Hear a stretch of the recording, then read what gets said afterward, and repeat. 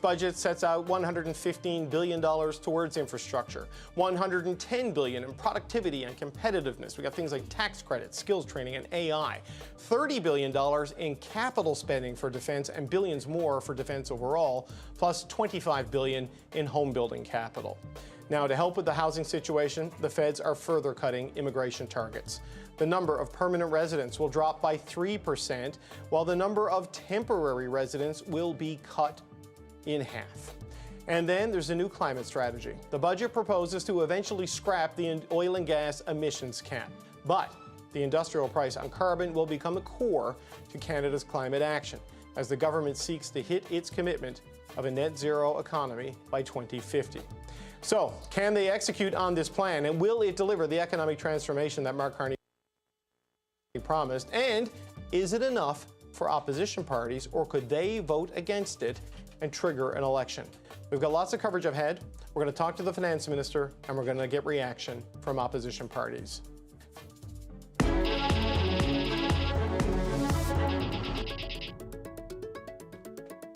Okay, but we are going to begin with the Power Panel. Here to guide us through this hour, we've got Andrew Thompson. He is a former NDP finance minister in Saskatchewan. In our studio, Rob Russo is the Canada correspondent for The Economist. And here with me on Parliament Hill are Vandana Cotter, who is an advisor to former Prime Minister Justin Trudeau, and Lisa Raitt, who is a former Conservative MP and Cabinet Minister. There will be lots of starts and stops to this conversation as we're joined by guests, so some of them with their live reaction to the budget. But Rob Russo, let's start with you. Mark Carney and François-Philippe Champagne coming into this were promising us a headline of a transformational and a generational budget. Some suggesting this is more transitional than those. Well, what's your take on what we've seen from the government today?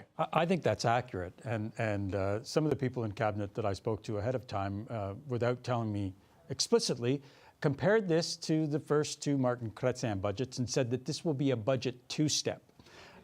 Because this is hardly, I think, a swashbuckling, axe-swinging budget. The debt-to-GDP ratio doesn't really go down. It goes from 42.4% in the current fiscal year to about 43.1% in 29-30.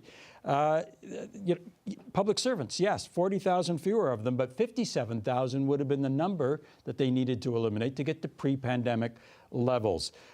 There is a lot of capital investment in new projects. What does that tell us, though? It tells us that there is a reluctance in the private market to invest in Canada right now until the tariff regime is much clearer. As a result, the state is going to play the role to try to stimulate the economy that the private markets normally would play. Private capital, we don't see that. Marginal tax rate is coming down. Business is going to like that. I was looking for hope because I think as a political document, Canadians are going to want to see and hear hope. There was a lot of hope in terms of the rhetorical flourishes in the budget, but I haven't gone through it all. But if you're a youngster, $600 million for 100,000 jobs next year, that's some hope if you're a youngster. But I think they're looking for more. They're looking for more help, more jobs, more help in terms of buying a home as well. Okay, look, there's a lot to get through here, and I'll be quite honest with you. This is a very dense budget document. There are some details on some spending reductions in the back of the document that there just wasn't enough time to go through, and it's more in broad strokes rather than precise details. So there'll be more of this throughout the coming days. Vandana Cotter, the deficit number, not $100 billion. But not 40 billion either. It's 78.3 billion, 65.4 billion next year, getting down to about 56.6 billion. In broad strokes, where we are over the next couple of years, the deficit is double and growth is half of what Chrystia Freeland projected in the fall economic statement last December. Yeah, I think what they're betting on is that Canadians they'll be comfortable with the number if they know what it's going towards. So you see a lot of investment in funds, a lot of language on investment, about generational, trying to signal to Canadians like there's a reason for this. But also the cuts they put forward, the public service cuts, even cuts in international development, there's core items there they feel like is enough. They feel like Canadians feel confident that there's still spending coming down.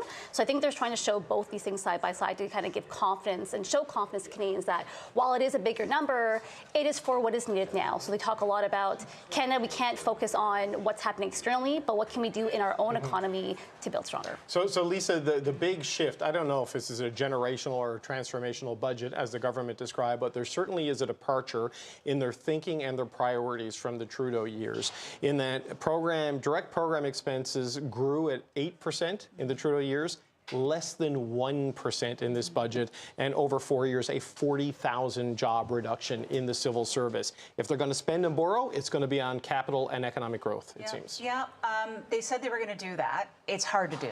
It's hard to do. We did the Deficit Reduction Action Program. It was not easy. It's not easy for people to find those savings in the department because the department's going to say, well, we can't do that and we can't do this. So the execution is going to be really key. What I didn't hear, though, and I know the minister is still speaking, did they talk at all about the plan with respect to the United States and tariffs? Because that is still an uncertainty for business. You know, we talk about investment, but people need to understand what the throughput is in terms of, well, what are we going to do? And are we saying that we're going out alone, we have to be resilient because there's nothing for us?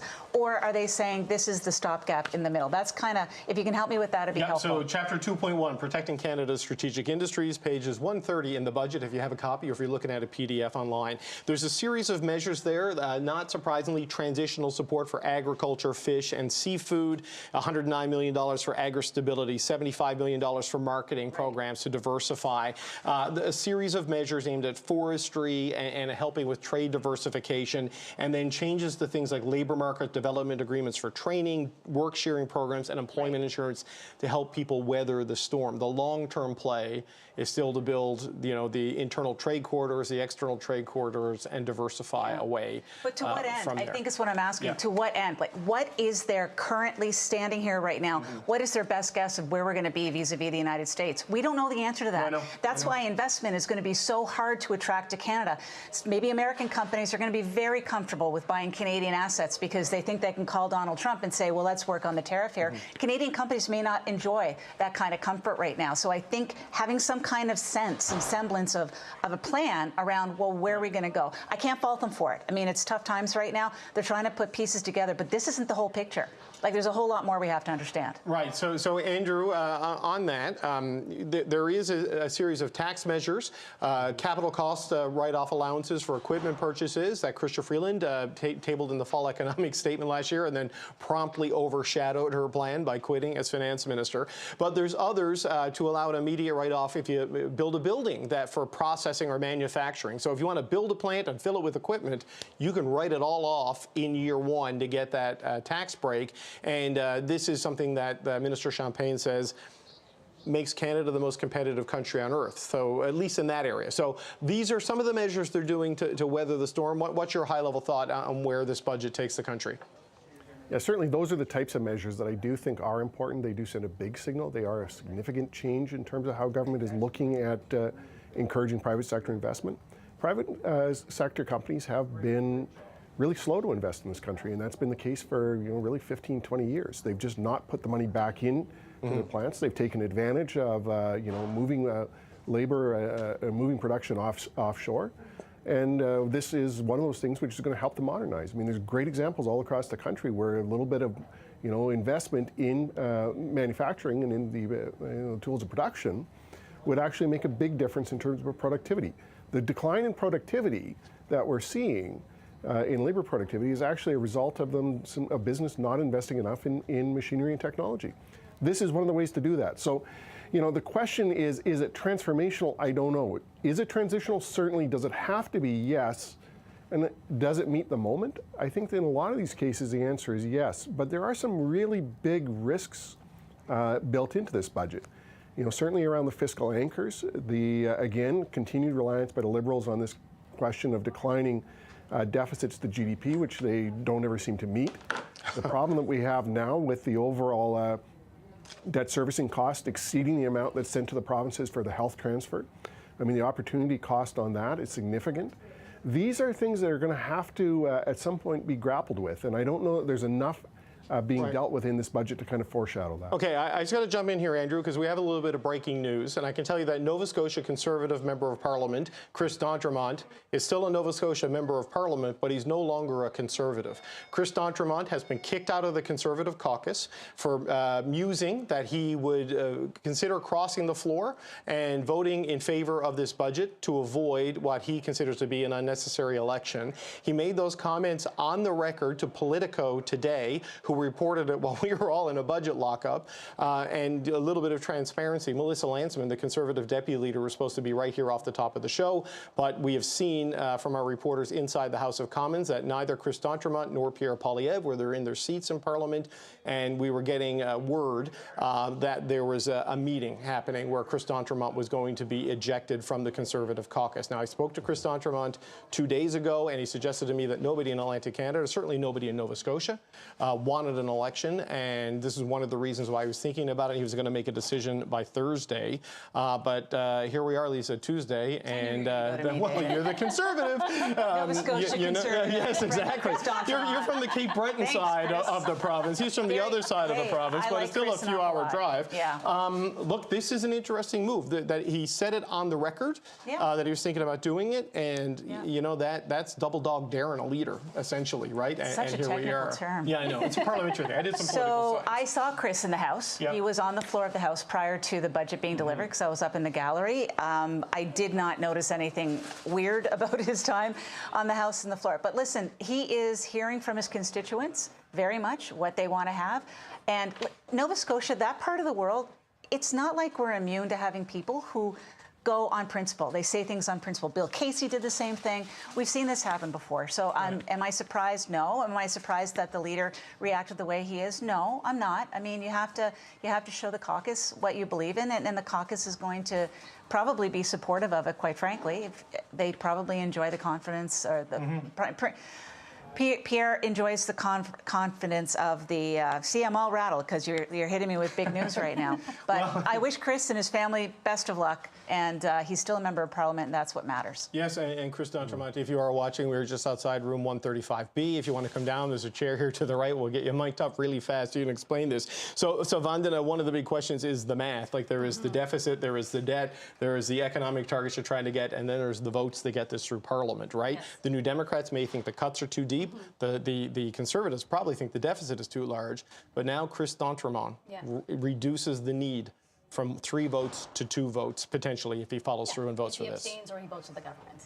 Right. I think the question that opposition parties have to ask themselves is, if they were to put forward that they're not going to support the budget if the government does fall, what is the compelling argument back to Canadians? And is that strong enough that you won't get punished for it at the polls? And I think that's a calculation they all have to do. My mother this morning was saying that if there's an election, I'm not voting for anybody. No one deserves my vote. Yeah. And I told Ian Hamansky last night I'm quitting. He's going to have to do the math. I just don't have it in me for another election this year.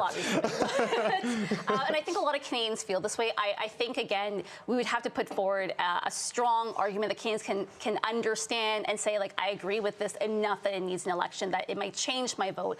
But I think that's quite the calculation to make. My sense is that Canadians aren't there yet. I think they just want to focus on Christmas. I want to focus on, okay, I feel comfortable with this, I want to move forward, but I'm focused on my day-to-day life right now. And I think that's where they have to think about. Okay, Andrew, because I interrupted you, I want to get you and then Rob on Chris D'Entremont, and then I want to get back to the budget. What's your thoughts, Andrew, on this? Yeah, so this is the Belinda moment of this particular budget, right? I mean, this is that kind of a floor crossing in the interest of the country is how it's going to be presented. I don't think this will be surprise news to the PMO. I would anticipate that they are already kind of factoring this kind of move in. The question is whether D'Entremont moves on his own or whether there are others.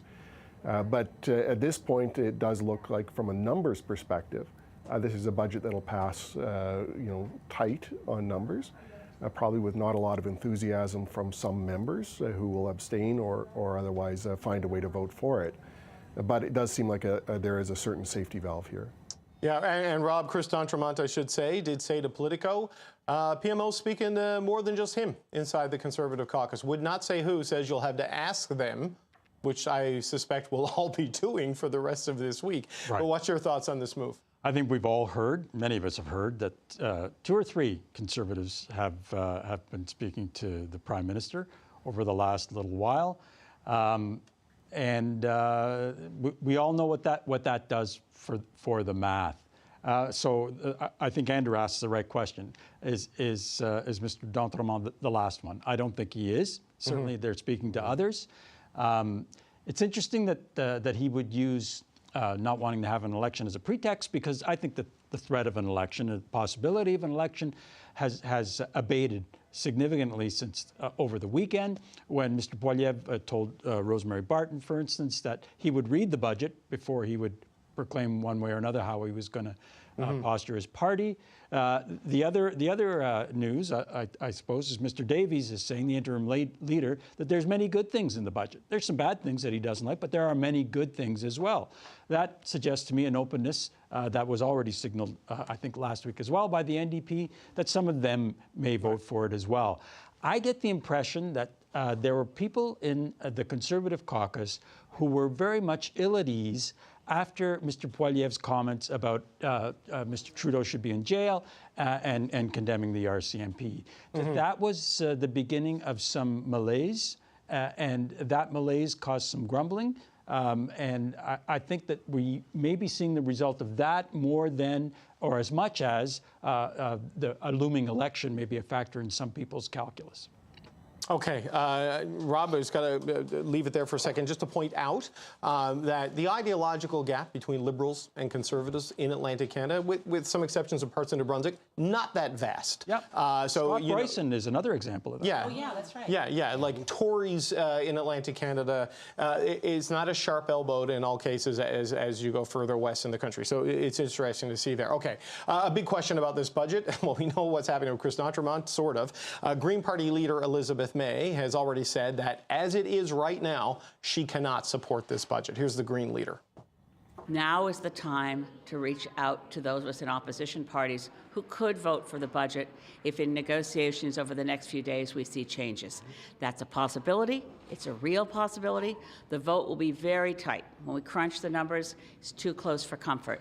And this is the time for a Prime Minister, and I really ask him personally to meet, to sit down and talk and find the changes that could be made to where we could cast our one vote in favor of the budget. But that moment is not now. Okay, so joining me now is the leader of one of the parties who could give the Liberals the votes they need to pass this budget. Don Davies is the interim leader of the NDP, and he joins me now. So, Don Davies, we just had the breaking news that Chris d'Entremont has been kicked out of the Conservative caucus. Have you had to kick anybody out of the NDP caucus today, or is your group of MPs still deciding what they're going to do? Our group of 7 is strong and united. Have they come to a united decision on whether or not they're going to support this budget or not? We haven't yet, David. We just got out of lockout about an hour ago. We're going to be meeting tonight as a caucus to go through the budget and understand it. And then tomorrow we're going to meet at the regular caucus time meeting. We'll start having our political discussions about the various options that are open to us and whether we'll support the budget or not. Okay, so your standard for supporting this or opposing this was a question of how far the government went with austerity. And what they've done with the expenditure review is that over the course of 5 years, about $60 billion cumulative in savings, but a net reduction at the end of it all of about $13 billion a year. On a $500 billion budget, that's only about 2.5%. Now, on the job side, 16,000 full-time equivalent jobs gone from the public service this year, about 40,000 overall by 2028, 2029, coming down from a pre-COVID peak or a mid-COVID peak of about 360,000. Is that too much austerity for you? Well, that'll have to be thrown into the mix for sure. I mean, so far, preliminary review is as all budgets, there's good things and bad things. On the plus side, there's $51 billion of infrastructure investment, and I noticed that also is mentioned in concert with unionized jobs or community benefit agreements, which requires those jobs to be to pay prevailing wage rates. So that's a good thing, something the NDP asked for. There's a mention of co-op housing, which is, of course, something the NDP has championed for a long time. And there's the East-West clean energy grid, which is on page 1 of the budget. So there's a lot of investment in there, and we did call for an investment budget at the same time. On the negative side, there's definitely things we don't like, including the laying off 40,000 public sector workers. Well, it's not 40,000 layoffs. I mean, some of it's early retirement, some of it's attrition. So, I mean, there may be layoffs. I just want to be fair to the audience here. Yeah, that's a fair comment. I mean, there's a loss of 40,000 public sector jobs. So, we think when you have a jobs crisis, removing 40,000 good-paying jobs from the economy is not the right way to go. And behind every one of those jobs is a service. Right now, I mean, do you want to wait 6 months for a passport or 3 months to get your CRA to return your call or OAS checks? So we're going to definitely contemplate the effects of that. I also don't like the removal of the empty housing tax. That was a measure that was brought in particularly against foreign investors who were buying housing units here and leaving them empty. And it was to try to encourage them to put that into the housing supply. Well, by removing that, you're going to be taking housing units out of the supply. I don't understand that. It's counterproductive when you have a housing crisis. Yeah, there's a couple of changes there on the tax side. The 10% tax on luxury yachts and planes that was brought in a couple of years ago, that is gone, largely because the argument being that it's too expensive and difficult to administer. And so the juice wasn't worth the squeeze in terms of what you had to do to get the money out of it. Yeah. So, but yes, I appreciate how that may look, right? And a little bit of context on these things. But well, I think it's a bit different. The tax I'm talking about. No, it's like a foreign buyer could buy a house, leave it vacant as an investment, and take it out of the supply. I come from Vancouver, I hear you. Where the epicenter of unaffordable housing, and there was a lot of that going on. So I think that's it's going to have much more impact than the removal of the luxury tax. Yes, on but boats. I just wonder if that is another. We do not have clarity on this, or I do not at this point, whether that's one that became inefficient to administer, right? And I don't know. Think it was. I think it's a sop to the development industry in this country that was counting on foreign investors to purchase units, and that's one of the causes of a housing crisis. So I think it's wrong. And I just want to mention, I was disappointed to see the lack of a digital services tax. At a time when Canadians are being asked to sacrifice, when we're laying off public sector workers and we have a revenue problem. The Liberals resiling from a tax that would raise $1 billion from the biggest, wealthiest U.S. tech giants in the world on their profits made in Canada is wrong. So we're going to throw all this in the mix and have an answer in the next few days. Well, you'd need 78 of those taxes to balance the budget. The deficit is quite large, even with the expenditure reduction measures, because they are spending big on, infrastructure, on tax incentives to get investment in equipment and in new buildings. The Prime Minister promised sort of a transformational and generational budget here. There's a lot on defense, $80 billion on defense over the next 5 years. Do you think this meets the bar of a transformation and generational budget when it's taken in conjunction with the major projects initiatives announced earlier this year? Well, I'm looking forward to talking to our defense critic and our infrastructure critics, and we'll come up with a definitive answer. But I'll tell you, at first blush, I would say no. I don't think this is generational or transformational. I think there's moves that are made that will spur investment, but I think this government could have done so much more. Right. But, you say the caucus is going to study it, think about it, and then come back with an answer. 40,000 civil service jobs. I look at someone like Heather McPherson, who is running for leader of your party. How can she vote for a budget that does that in the middle of a leadership race? Like, do you expect a unified position from the NDP? Or, as you said earlier in the week, that abstention is a possibility? Do you think it could be sort of a split decision from your caucus? Well, one of the beauties of Parliament and of any caucus is you do get a diversity of views. We come from very different parts of the country. We represent different population groups, and that's important to get all of those views together. So, I'm looking forward to having a spirited, bold, and wide-ranging conversation in caucus where we get to learn what the different feelings are in the different parts of the country. What's happening in Newfoundland is very different than what's happening in northern Quebec or in Edmonton. And so that's why I think it's really important to hear those different views. And hopefully we will come out united. It's a confidence measure. Parties generally vote in a united way on confidence measures. But is that the plan, for sure? That is the All plan. 7 of you will vote the same way? That's the plan. You can't vote at cross purposes, David. I mean, abstentions are allowed. When I was asked about abstentions, people vote the same way on confidence, but occasionally a member has difficulty with a particular whip vote, so they ask for and they receive permission from the whip not to vote on that budget. That's not unusual, and that's the kind of thing that can happen. Okay, so those who vote will either be yes or no, but it's still possible. Some of the 7 do ask for an abstention and sit this one out. All options are on the table, including that one. But is there anything you see, just as a final question, that you absolutely cannot support and this budget must fall and the country needs to go to an election? I've not made that calculation yet at all, but I will put a plug in for one thing I saw that I did like. Okay. The Filipino Cultural and Community Center in Vancouver.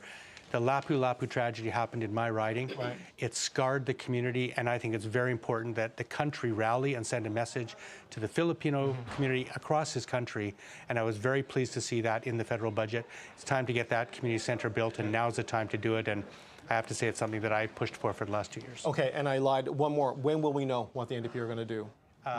Thursday, Friday? Will we know before the end of the week? It's hard to know. I don't want to speculate, but I'm not sure when the first confidence vote's coming up. It could be later this week, or it could be after the break week. But we're going to take our time, and I also want to consult with Canadians too. I've never liked the parliamentary tradition of coming out and saying right away, shouldn't we be talking to people across this country and getting their views? We want to, and we will. Okay. Don Davies, interim leader of the NDP. Well, I always appreciate the time. Thank you, sir. Thank you, David. Appreciate you being here. Andrew Thompson, your quick thoughts on that and the position the NDP finds itself in. I know you were a provincial Saskatchewan, but you did run for Tom Mulcair. What are your thoughts on the situation the 7 NDP MPs find themselves in right now? Well, I want to say I thought that entire interview was just refreshing. Wouldn't it be nice to see more parliamentary MPs coming forward and saying exactly the same thing, which is, let's think about it, let's read through it, let's go talk to people, and let's figure it out, in a few days. Oh, that's crazy. I thought that was a great Andrew. response. No, that's great. No. Look, and it's very similar. I will give Mr. Davies, as he unhooks the mic and stuff next week, that was his position the other day when he was in the studio. It's like, we want to see what's in there, and then we want to have a chat, and we want to see on the balance of things what is the right thing to do. So, yes, it is a bit refreshing. But I think it's also a reasonable position to expect that the NDP, whether they end up a few of them voting in favour and a few abstaining, to see that kind of diversity reflected there. I mean, there is no real reason to go to an election over this. The question is whether Carney has made the right kind of, Prime Minister Carney has made the right kind of calculations here to avoid a 1979 situation or a 2005 situation. Okay, sorry, I just got an update on something else. Andrew, every time you talk, I get update from the Conservative caucus. Chris D'Entremont resigned is what his office, is not his office, what Mr. Poilievre's office is telling me, that he is resigned. He is no longer a member of the Conservative caucus. So, Lisa Wright, I'm going to come to you.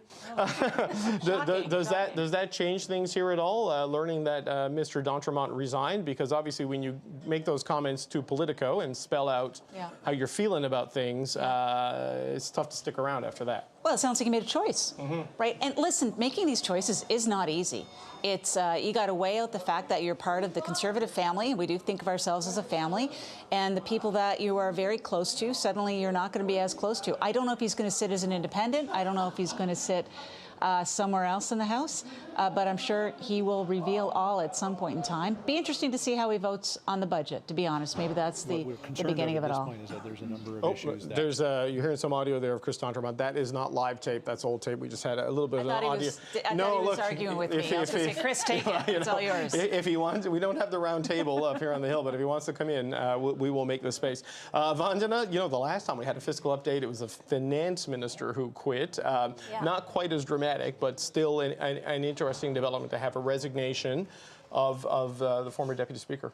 Yeah, I mean, people are going to read whatever they want to read into it. I mean, there's people who will feel that this is a reflection on how they feel about the leader. It could be something, I'm not sure if something personal in his life, but as Lisa said, I've talked to a number of members. These are not easy decisions to make. It is something that is, friendly about you, but, wish him luck, and we'll have to see what comes from him afterwards. Okay, Rob, you're yeah, go ahead. When you say resigned, you mean he's withdrawn from caucus? He hasn't resigned his seat? No, he is still a member of Parliament. As far as I know, there is a little bit of catching up on the fly, and luckily, the deputy leader of the Conservative Party is getting wired up right now, and I'm hoping Melissa Lantsman can answer some very specific questions. I think you're there and ready to go, Melissa Lantsman.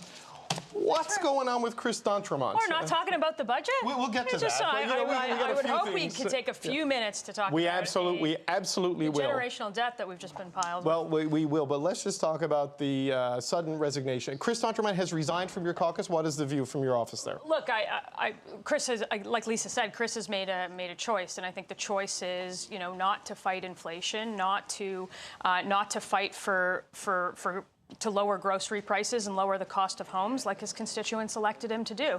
And I suspect that if Chris was deputy speaker, that he probably wouldn't resign. Okay, so I get the pushback, but just help me walk me through the process.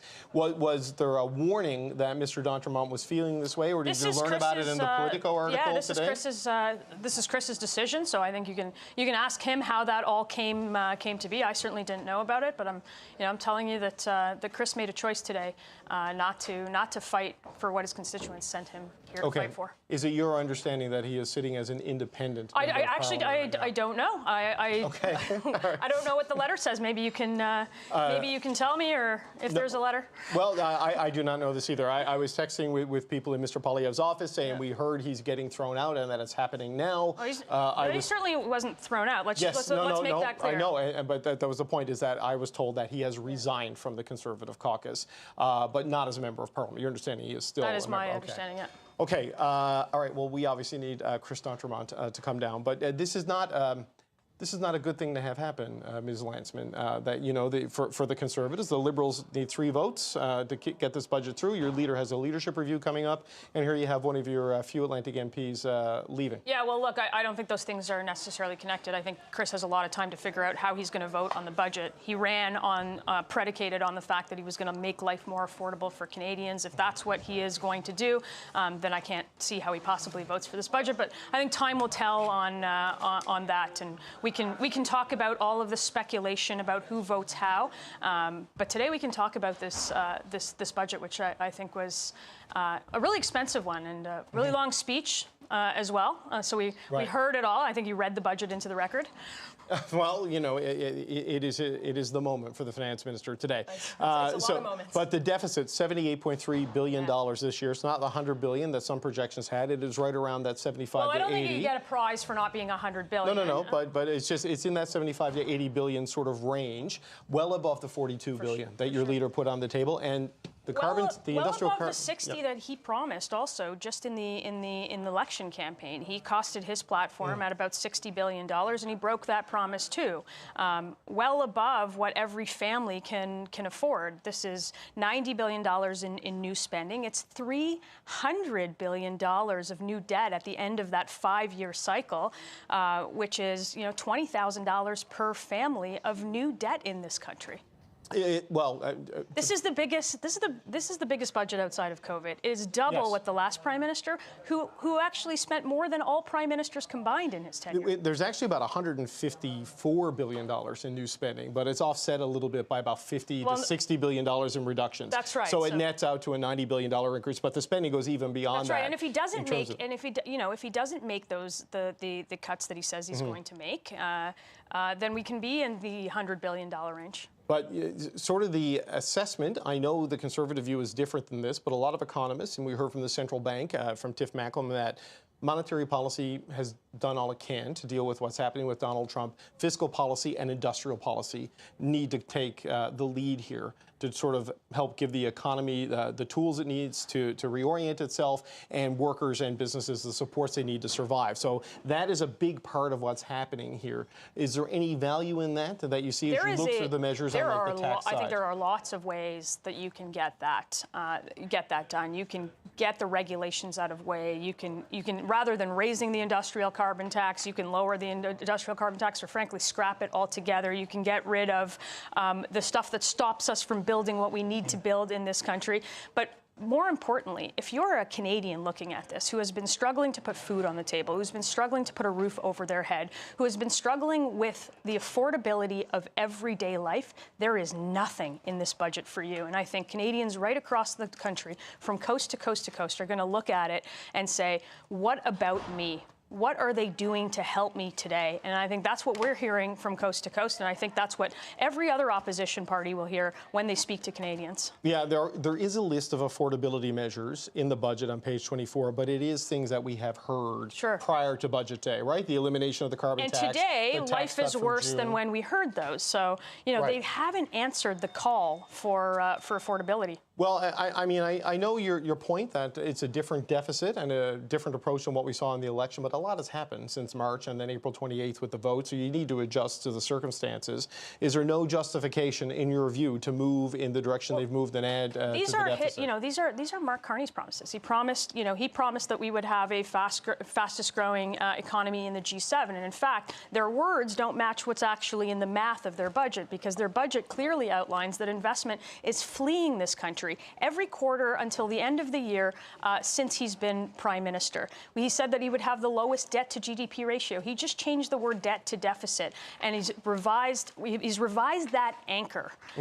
So that's not there anymore. These are Mark Carney's promises. They're not my promises, and they're what Canadians expected. So if you're going to measure him against his expectations, I think he's failed that test with this budget. Okay, so it's very clear then the Conservatives will be voting against this budget. We cannot support this budget. We cannot support doubling the deficit, doubling the debt in this country, and not a single measure of affordability for anyone who is desperately asking for it in Canada. Okay, but the counterfactual on the other 2 points you raised there, getting the deficit down to the $42 billion means either much larger cuts to the civil service, well beyond the 16,000 full-time equivalent jobs they're eliminating here, orders of magnitude beyond that, or not doing the infrastructure investment, the tax incentives that they're doing, because there's a cost to those. So how do you get the deficit down to a level that you would be comfortable with without taking the axe even deeper or not doing the incentive programs? Well, look, I think there's lots of time to talk about what exactly the details of the budget in terms of consultants, in terms of foreign aid funding, in terms of how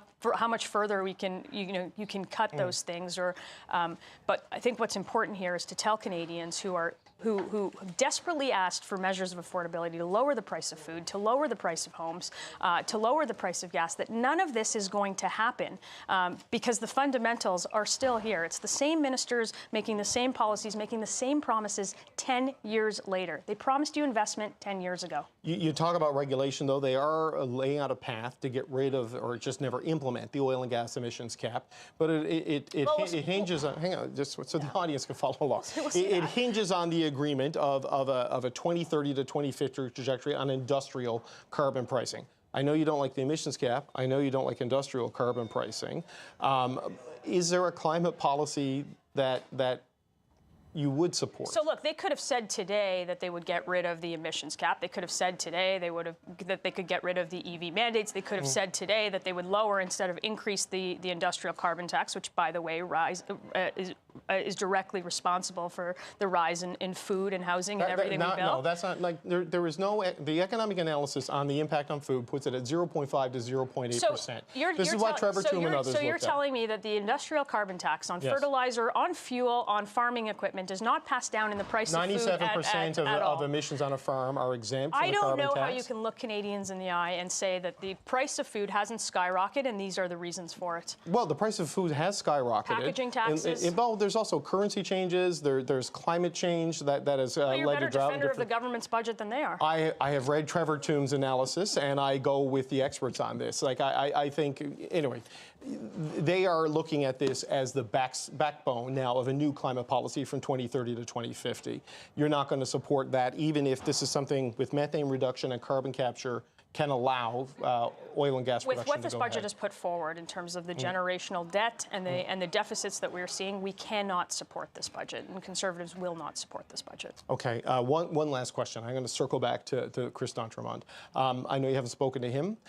He obviously has been speaking to the Liberals in some capacity in the run-up to this, and he suggests that either the Prime Minister's office or people on the PMO's behalf have been speaking to other members of your caucus. Are you worried that there could be more Chris d'Entremonts in the coming days? Well, look, I have no idea if any of that is true. If you have any names, we can talk about those. I know. I'm just going with the reporting. Yeah. So those are rumors. But I would say again on Chris, he's made a choice today, and that choice is not to stand up for the constituents that sent him here. Melissa Landsman, Deputy Leader of the Conservative Party. We appreciate the time. Thanks. Thank you for coming in. That's Melissa Landsman. Rob Russo, it's been a minute. Let's go back to you there. So the Conservatives are no. How many of them are no? Because D'Entremont, who knows? And if there are more D'Entremonts, we will find out. What are your thoughts on where things stand? A couple of things. First of all, a Conservative opposition hasn't voted for a Liberal money bill. I don't think, Lisa will be able to correct me if I'm wrong, since Paul Martin's government brought in a big money bill to fix healthcare for a generation. I don't know if anybody remembers that. It's a very rare thing. Nobody should be surprised that the official opposition is voting against this.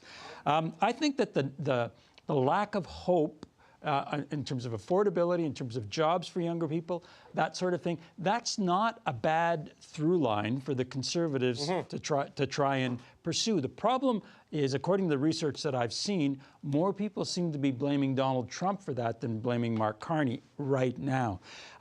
In terms of Chris D'Entremont, it's a bad day for the Conservatives when the story is that he wasn't kicked out for playing footsie with the Liberals. He was kicked out. He wasn't kicked out at all. He chose to walk away from the Conservative Party under Pierre Poilievre. That's the bad news for the Conservatives on a day when they really should be kind of ruling the roost. One last thing from Don Davies. He's got a whip. Nobody told me there was a whip in a 7-person caucus. He's the whip. He's the leader and the whip, isn't he? It's a bit, I think that's just the way it is when you don't have official party status and don't have a budget, Rob. Official masseuse? What's next? Well, I think it takes more than 7 seats to get there. Andrew, just back to you. I mean, where do you think this leaves the Parliament, right? Like, I don't know where Don Davies is going to land. There's so many little intersecting factors in that caucus right now with the leadership race, and also I think them feeling they got punished by voters in the last election, potentially for being the people who let the Trudeau Liberals off the hook. They don't necessarily want to start a new habit with the Carney Liberals. I mean, where do you think this is as we wait to hear definitively from the Bloc as well? Yeah, so I mean, for the NDP, I think that there's a belief if they went to an election now, they would undoubtedly gain back party status, that the last election was an anomaly, a very unusual circumstance, and they would likely gain that back at the expense of some Conservative MPs who won their seats based on vote splits. But the question is it really enough to warrant going to an election to gain those 5 or 6 seats back now, or should they in fact be playing a longer game to try to gain a much larger kind of mind share of the electorate, and hopefully a vote share in an election down the road? And I think that's what they've got to be working through right now. It's not opportune timing to go when they're looking for a new leader. Right. So I would anticipate that they will find an elegant way to allow this budget to pass, while at the same time raising a lot of questions and putting the Liberals on notice of things that they expect to see differently. And there are a lot of questions that still sit here about this budget, including what the potential impact is on the provinces. In terms of the lack of increases in social spending, the demands on matched funding for infrastructure, where those kind of pressures are going to be met by the provinces, and how much of this starts to look like Paul Martin's offloading back when Ralph Goodale introduced that budget years ago. Can we just touch on that for a little bit here, Andrew, as a former provincial finance minister, because this is something we talked about in the budget lockup. Sahir Khan raised it first. They're not going to run deficits on operations within 3 years. I know there's a disagreement over the operations versus capital if it's still a deficit, but that tells cabinet ministers, don't send a program proposal to the finance department of the PMO unless you're going to find the savings somewhere else, or it has a capital component that juices the economy.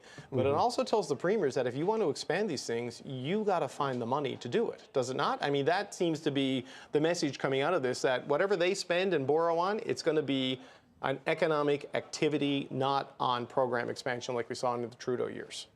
Yeah, it's an interesting change from where the Trudeau government was. And the Trudeau government in a lot of ways was really clever about the approach they took to dealing with the provinces, which is, you guys are part of the problem, get out of the way. We'll simply step in, we'll start funding the cities more, we'll fund transit, we'll put more money directly into programs to assist Canadians and work around you. The problem is it let the provinces off the hook in a lot of cases. And that's, obviously I'm very sympathetic to the financial situation of provinces who do not have the vast resources to be able to draw on that Ottawa does. The tax bases of none of the provinces are nearly as vast as what Ottawa has. But it does signal a more kind of classic move back to how the Federation used to work. And I think the question will be here, really for the Carney government, is whether the provinces are going to be receptive to that, and what do they need to put into the mix to sweeten the pot to make them come along on it. Okay, Andrew, thank you for that. And as luck would have it, the federal Minister of Finance, Francois-Philippe Champagne, has slid in and put on the microphone while you were speaking there. Minister, congratulations on your first budget. Thanks for being here today. The deficit, it is bizarre for me to say a $78.3 billion deficit is on the lower end of projections. But here it is, right around in the mid-ground of where a lot of estimates were. A lot of people look at this, though, and they hesitate to use the same words as generational and transformational that you and the Prime Minister have used. I mean, let me comment on both of them. Yeah, go ahead. So I would say it's not only how much you borrow, but why. I think the budget answered that question, because people who are watching at home wants to see if you're borrowing to spend, it is something. If you're borrowing to invest, that's how you grow the economy. That's why we said by 28, 29, the borrowing will be for investment, and that should give confidence to Canadians. People understand when you go to the grocery, you spend. When you buy a house, you invest.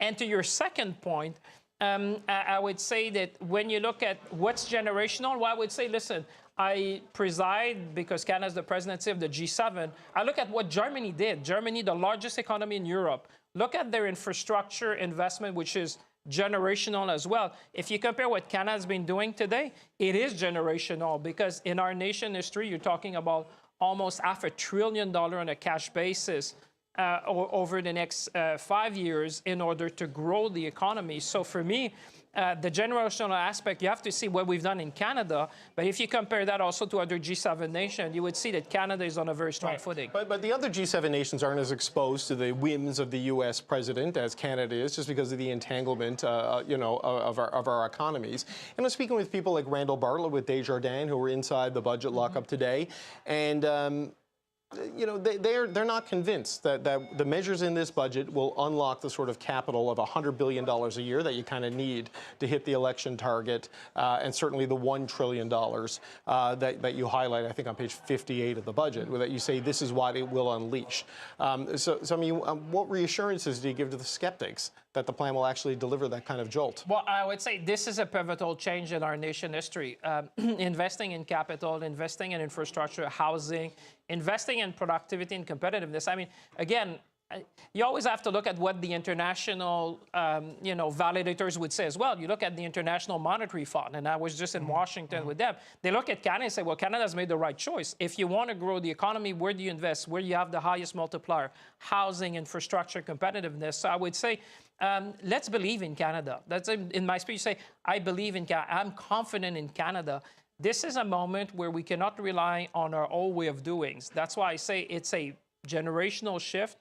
It's an investment budget. That's why when we presented both the capital and the operating spending, it gives a better clarity. And I think I would even say this is what they're recommending to other countries in the world, because you provide clarity. But I think there's something for Canadians to recognize themselves in it. You know, we know that affordability is the first concern. We know also when it comes to healthcare, it's the first time, and I see my good friend Lisa Raitt, which was with you as well. I think for federal government to say with provinces, we're going to go with you 50-50 to rebuild some of the hospitals, the clinics, and the health facility, you're talking about $10 billion. You know, $5 billion federal with the province. I mean, it's touching what needs to be the super deduction as well. I think, honestly, Canada will be more competitive than the United States on a tax basis. So for the super deduction, for people just watching this, there's a series of measures, some that Chrystia Freeland had in the fall economic statement in 2024 to allow for an immediate write-down of equipment purchases and productivity upgrades. You've added to that the business, the building, excuse me, for manufacturing and processing. There's also an incentive in there for natural gas. The higher the credit is based on the low level of your emissions as a way to grow things. This is designed to reduce uncertainty and de-risk things for businesses so that they can have confidence to make those investments. But can that really get the traction you're counting on with the trade situation unsettled and unresolved Just look right at now. LNG Canada, what they've done and what they're looking, for example, at phase 2. I mean, we've already been able to attract significant investment in our country. And what we say it's going to be a catalyst, because if you do a mine, let's take an example for people watching at home. If you do a mine and you have these tax incentives, well, first the private sector will say, okay, if Canada is the most competitive place, if I have to do a mining project, Canada becomes very attractive, the first and last mile, the critical mineral tax credit. Then obviously, if you do a mine, there might be federal support, maybe not, but you may also have provincial support, because think about the Ring of Fire where you say, well, we need to have the access road, we need to do things. Then you would have municipalities, because obviously you need to build a community around. So what we say is that this is a catalyst for growth, because by going in with $450 billion, obviously you have to see after that the private sector coming in, the province coming in, the municipalities coming in, First Nations coming. So it's really that kind of catalyst where we needed to change our approach and how we see this country. We have been reliant on one particular market. We need to become more resilient. Uncertainty has been, affecting a lot of business investment, and now we want to move from uncertainty to prosperity. And I think the message, and I know you have more questions, but I would say the message that is coming out is that Canada will be competitive. Canada will attract investment. Canada is serious in what we want to do. And at the same time, we're going to reduce our operating expenses. Sure. Because I appreciate what you said. Canadians would see the borrowing, but if it's borrowing to invest, folks understand that at home. When you buy a house, normally most of people would take a mortgage, because obviously that's an investment. Sure. So by shifting that, that's where you can catalyze these investments. But you talk about reducing the operating expenses, and that is essentially there's no big, the rate of direct program expense was over 8 percentage points for the past decade. Is now less than 1 percentage point. That's good news. 16,000 jobs lost this year, full-time equivalent positions, and up to 40,000 over a 4-year horizon here. You've heard the persistent criticism of government that ambition is one thing, execution is another.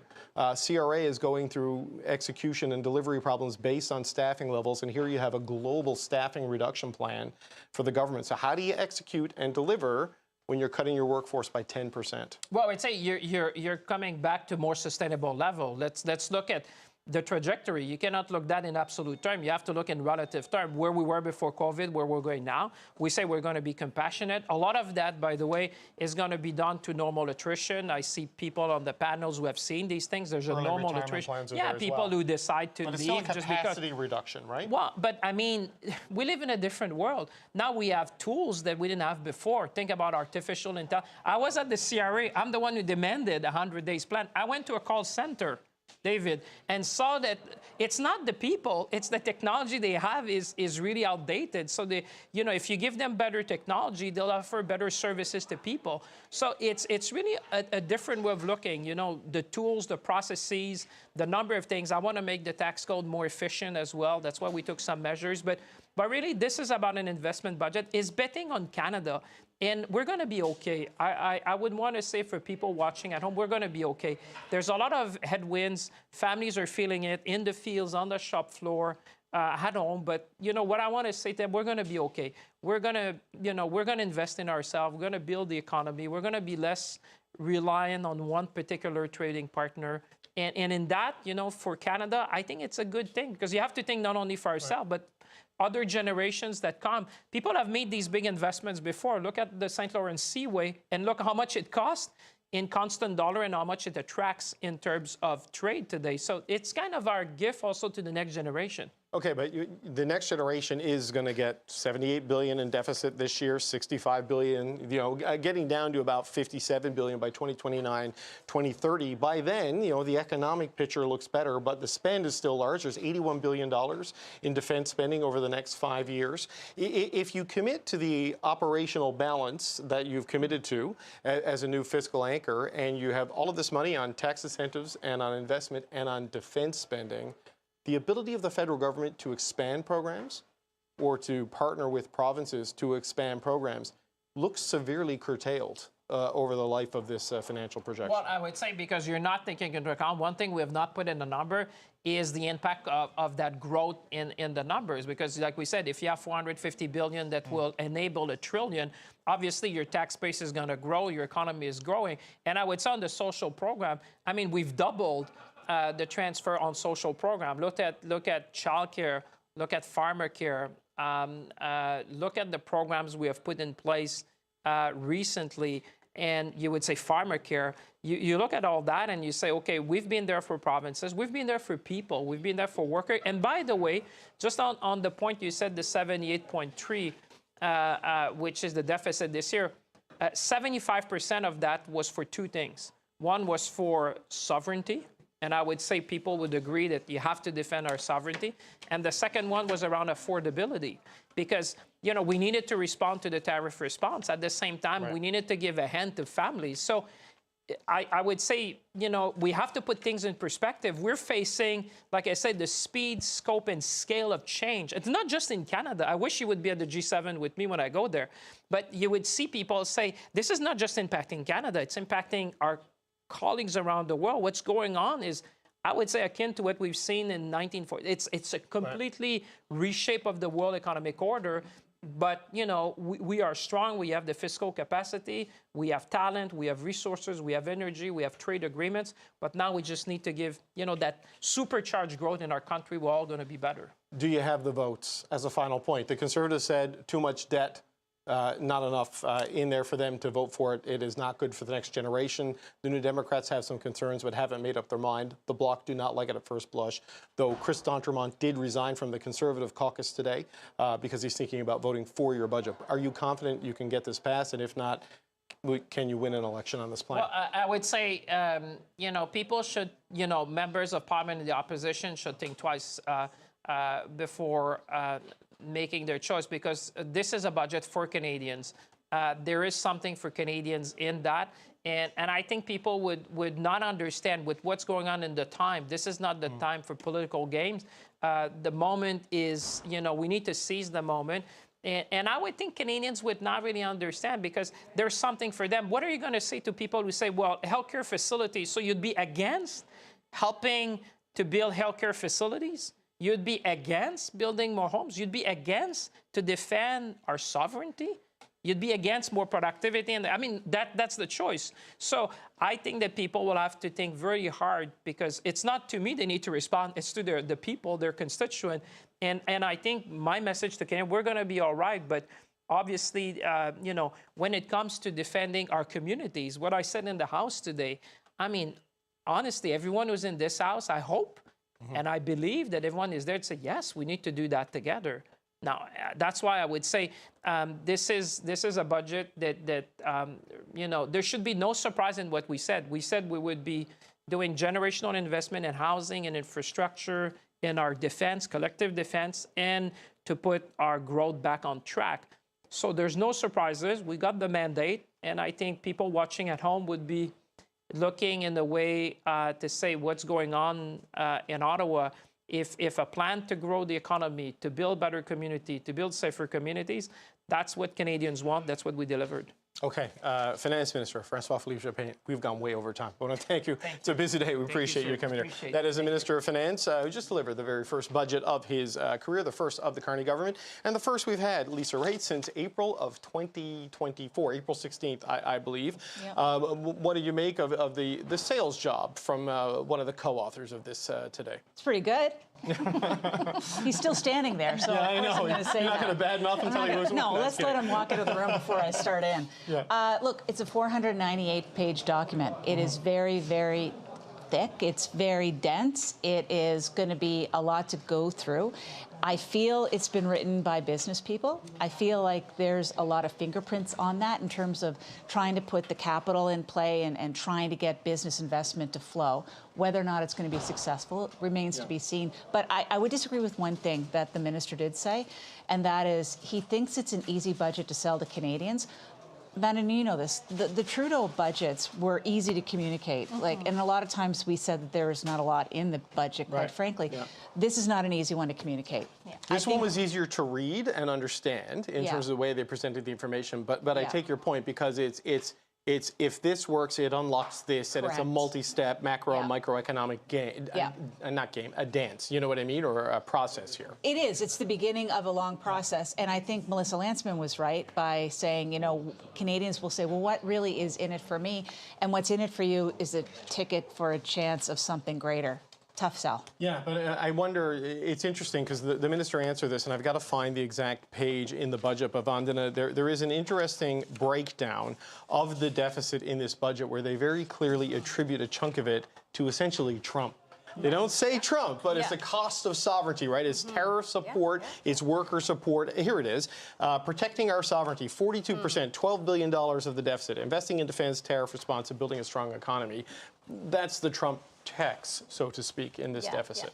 It makes me think of what will be compelling to Canadians. So going back, tell me if I'm correct, but in 2010, in response to a financial crisis, I think the Harper budget at the time was $55 billion. That was 2010. 52, right around there, deficit? Yeah, Somewhere around there? deficit. Yeah. Which went to zero eventually, but It did. keep saying. So 2010 is now 2025, so caught for inflation, you know, and the response is now to a U.S. trade issue.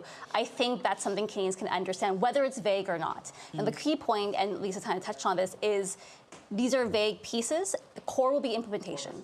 So how fast can you stand up these programs? How fast can people feel jobs? While you're shrinking the civil service, right? The implementation is going to be a challenge. Yep. Yes, exactly. And I think while that is very important, as long as people don't feel a disruption in services, unfortunately, that's a very Ottawa thing, and small towns where there's a strong public service connection there. So I think they made like a little political gamble on that as well. But I think to sell it to Canadians is one. Canadians, they don't want a campaign right now. They don't want to go to the polls. I think they know that while there is an affordability issue, I think they also know a part of that is because of the U.S. trade war, and they want answers to solve it. And I think a lot of Canadians want to know how can Canada, protect themselves from something like this in the future. Right. So Rob, look, with the Chris d'Entremont news and everything else, I don't know where this is going to go.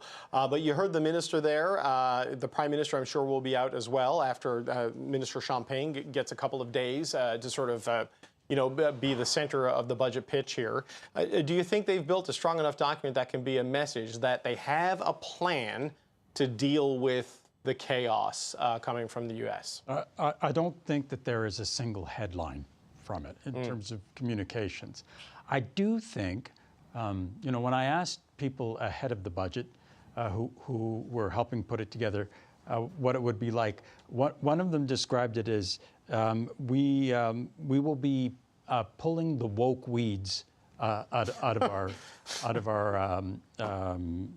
sort of governing style. Yeah. So it is a continuation of the vigorous turning of the back on the Trudeau era. I think it is the beginning of spending, going from spending on programs to spending on projects. How quickly those projects actually begin, I think, will determine the success of the government. It's also clear when we talk about pulling up woke weeds that they've pulled back on a lot of the climate goals.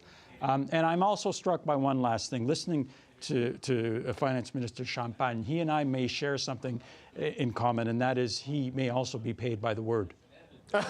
Well, look, after the past year we've had, if I had that, I'd be taking early retirement immediately. Andrew, your thoughts on this as someone who's had to sell budgets and fiscal plans, and what do you make of the argument there that this is a bet on Canada, investment in Canada, and could eventually unlock the potential of Canada?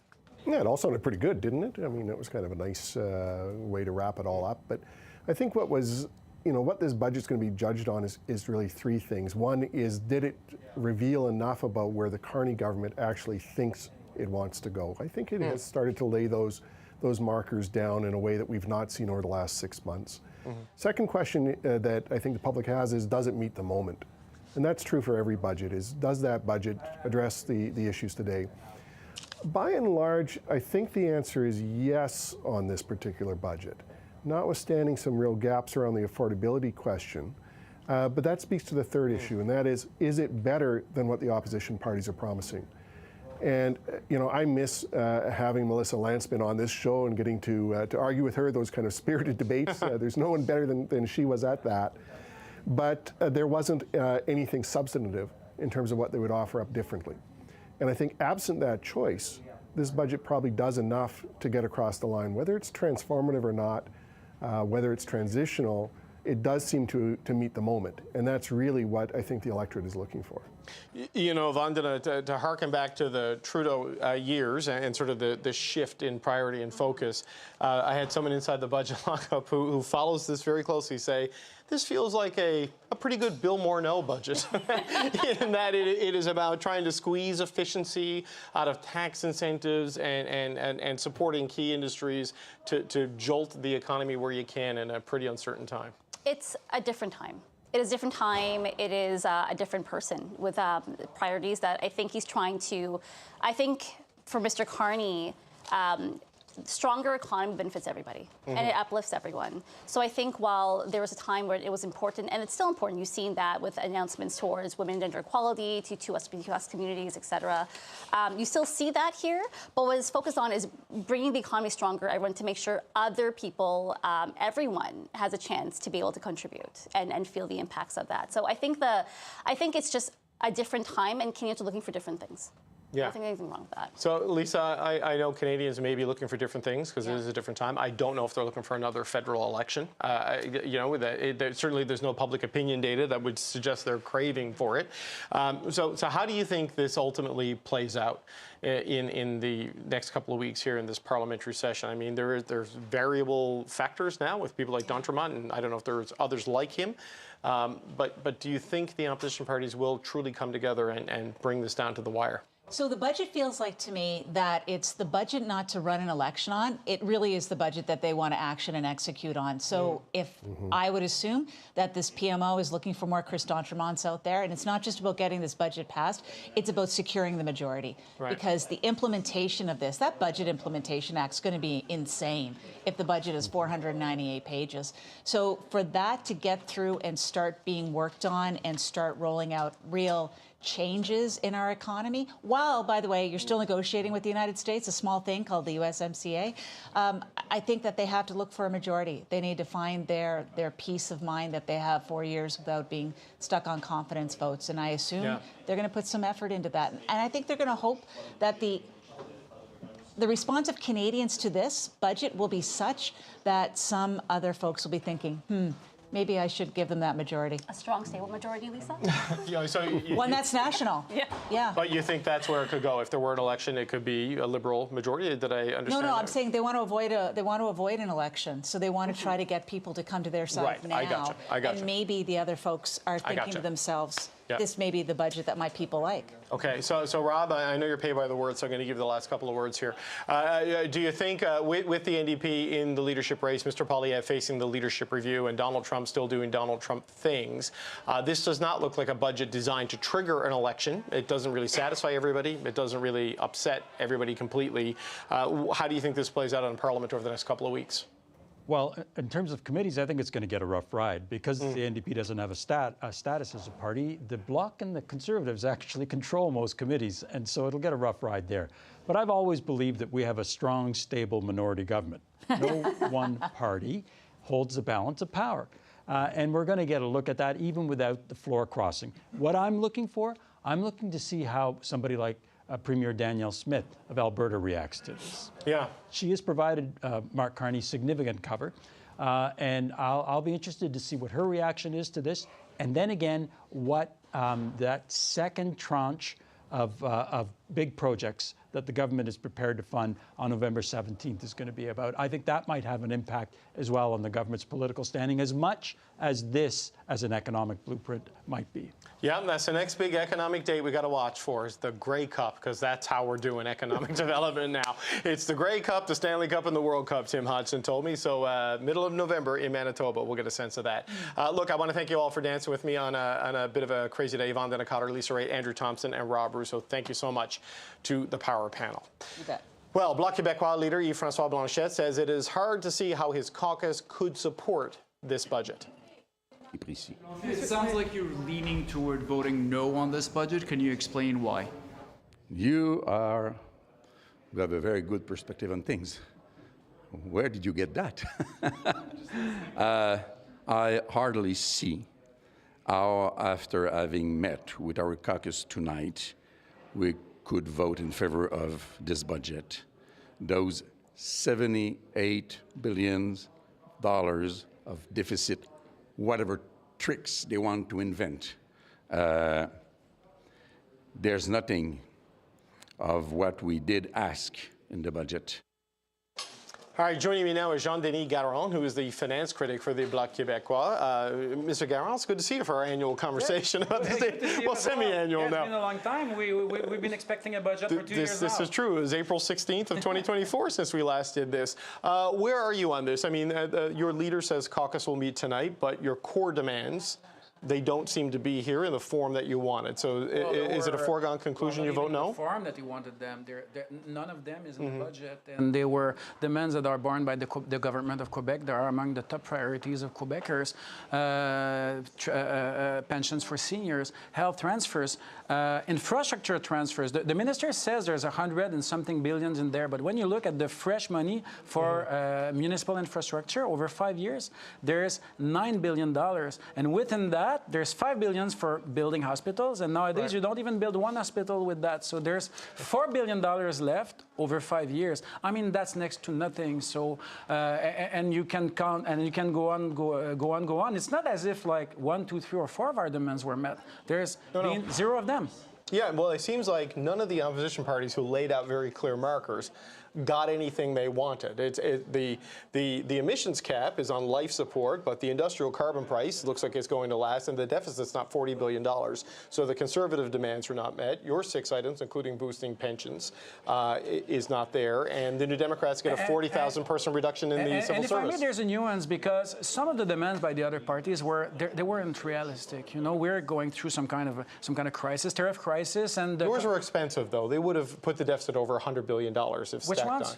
Well, increase of OAS. I mean, a 10% increase in different boosts to the pension. If you sum them up for the next year, 26, 27, it's pretty much the same for every budget year. They were of 6.6 billion, excluding infrastructure transfers. Right. If you include transfers, it's 7 billion for the whole country, and the Quebec share of that is half a point of GDP. So that was very doable to meet them all. They were realistic, and the government could do that while properly managed public funds, and they decided voluntarily to do otherwise. Right. Well, look, properly managed public funds is doing a lot of the lifting there. When we've got deficits of $78 billion and $65 billion. And I'm happy that you say 78, and that the tricky accountancy of the minister didn't bite.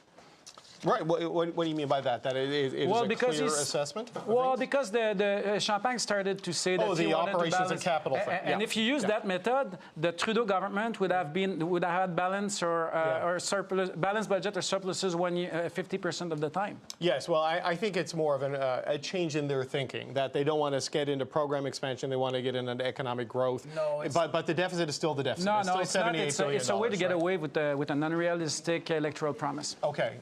Well, we'll see. But look, $78.3 billion declining to $56.6 billion by 2030 if all goes well on the economic front, and there's no guarantee of that. And they don't know where they're going to cut, actually. They say they're going to find 50 billions of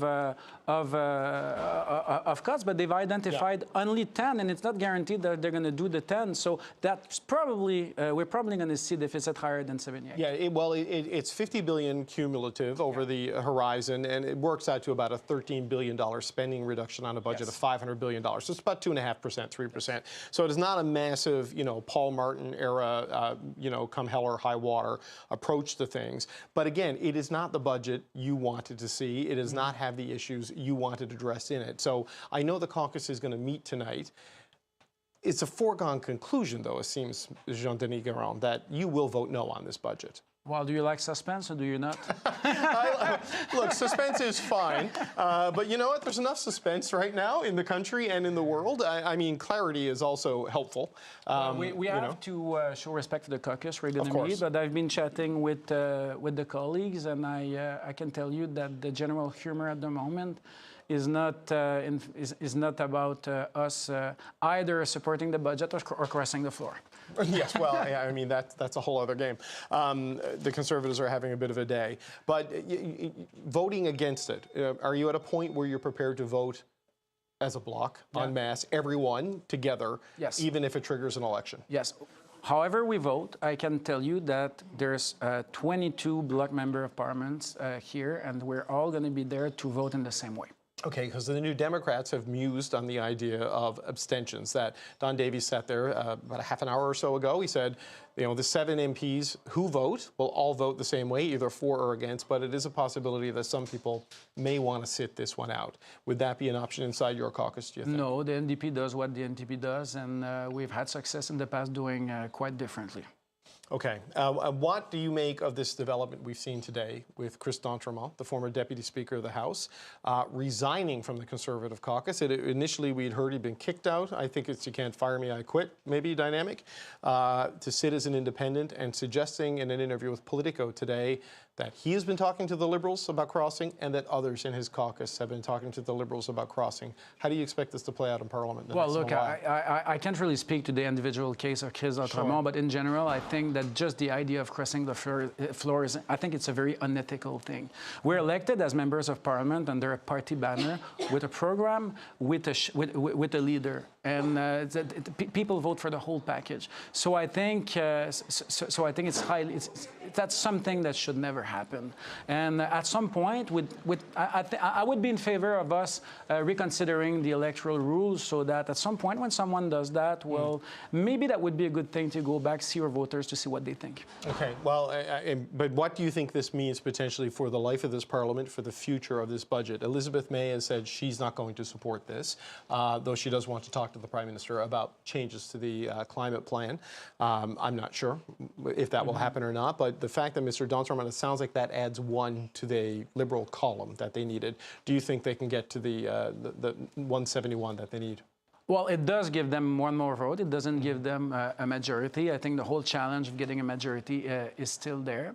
But it doesn't change the fundamentals, which is that the Liberals did not get a clear mandate in the last election. Canadians and Quebecers didn't give the Carney government a majority, and I think that didn't change. And I think that whatever happens with floor crossing or whatnot, I think that government should take that into account a little bit. Okay.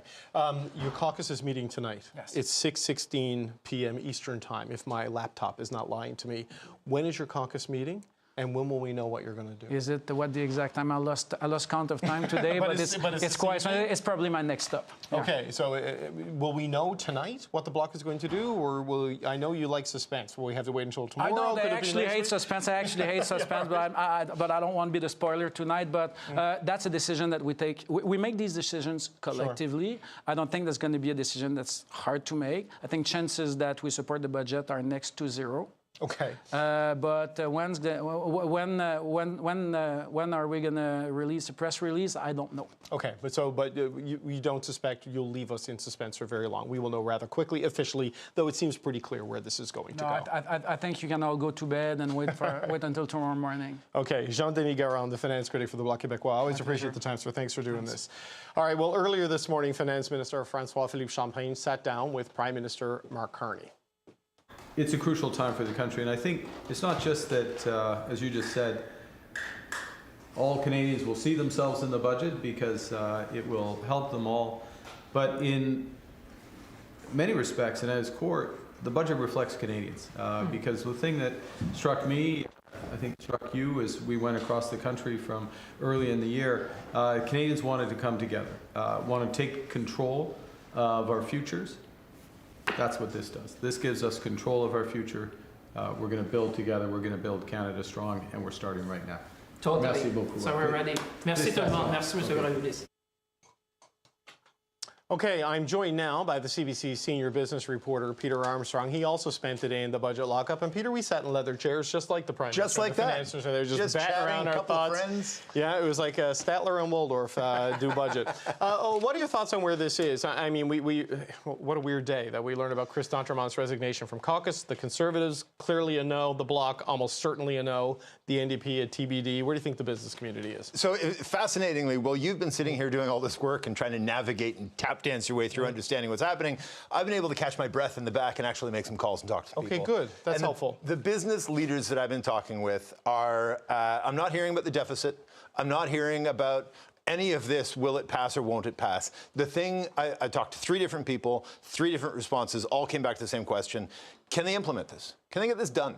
Can they find a way to do what the last iteration of this Liberal government could not, which was, here's a big, bold idea.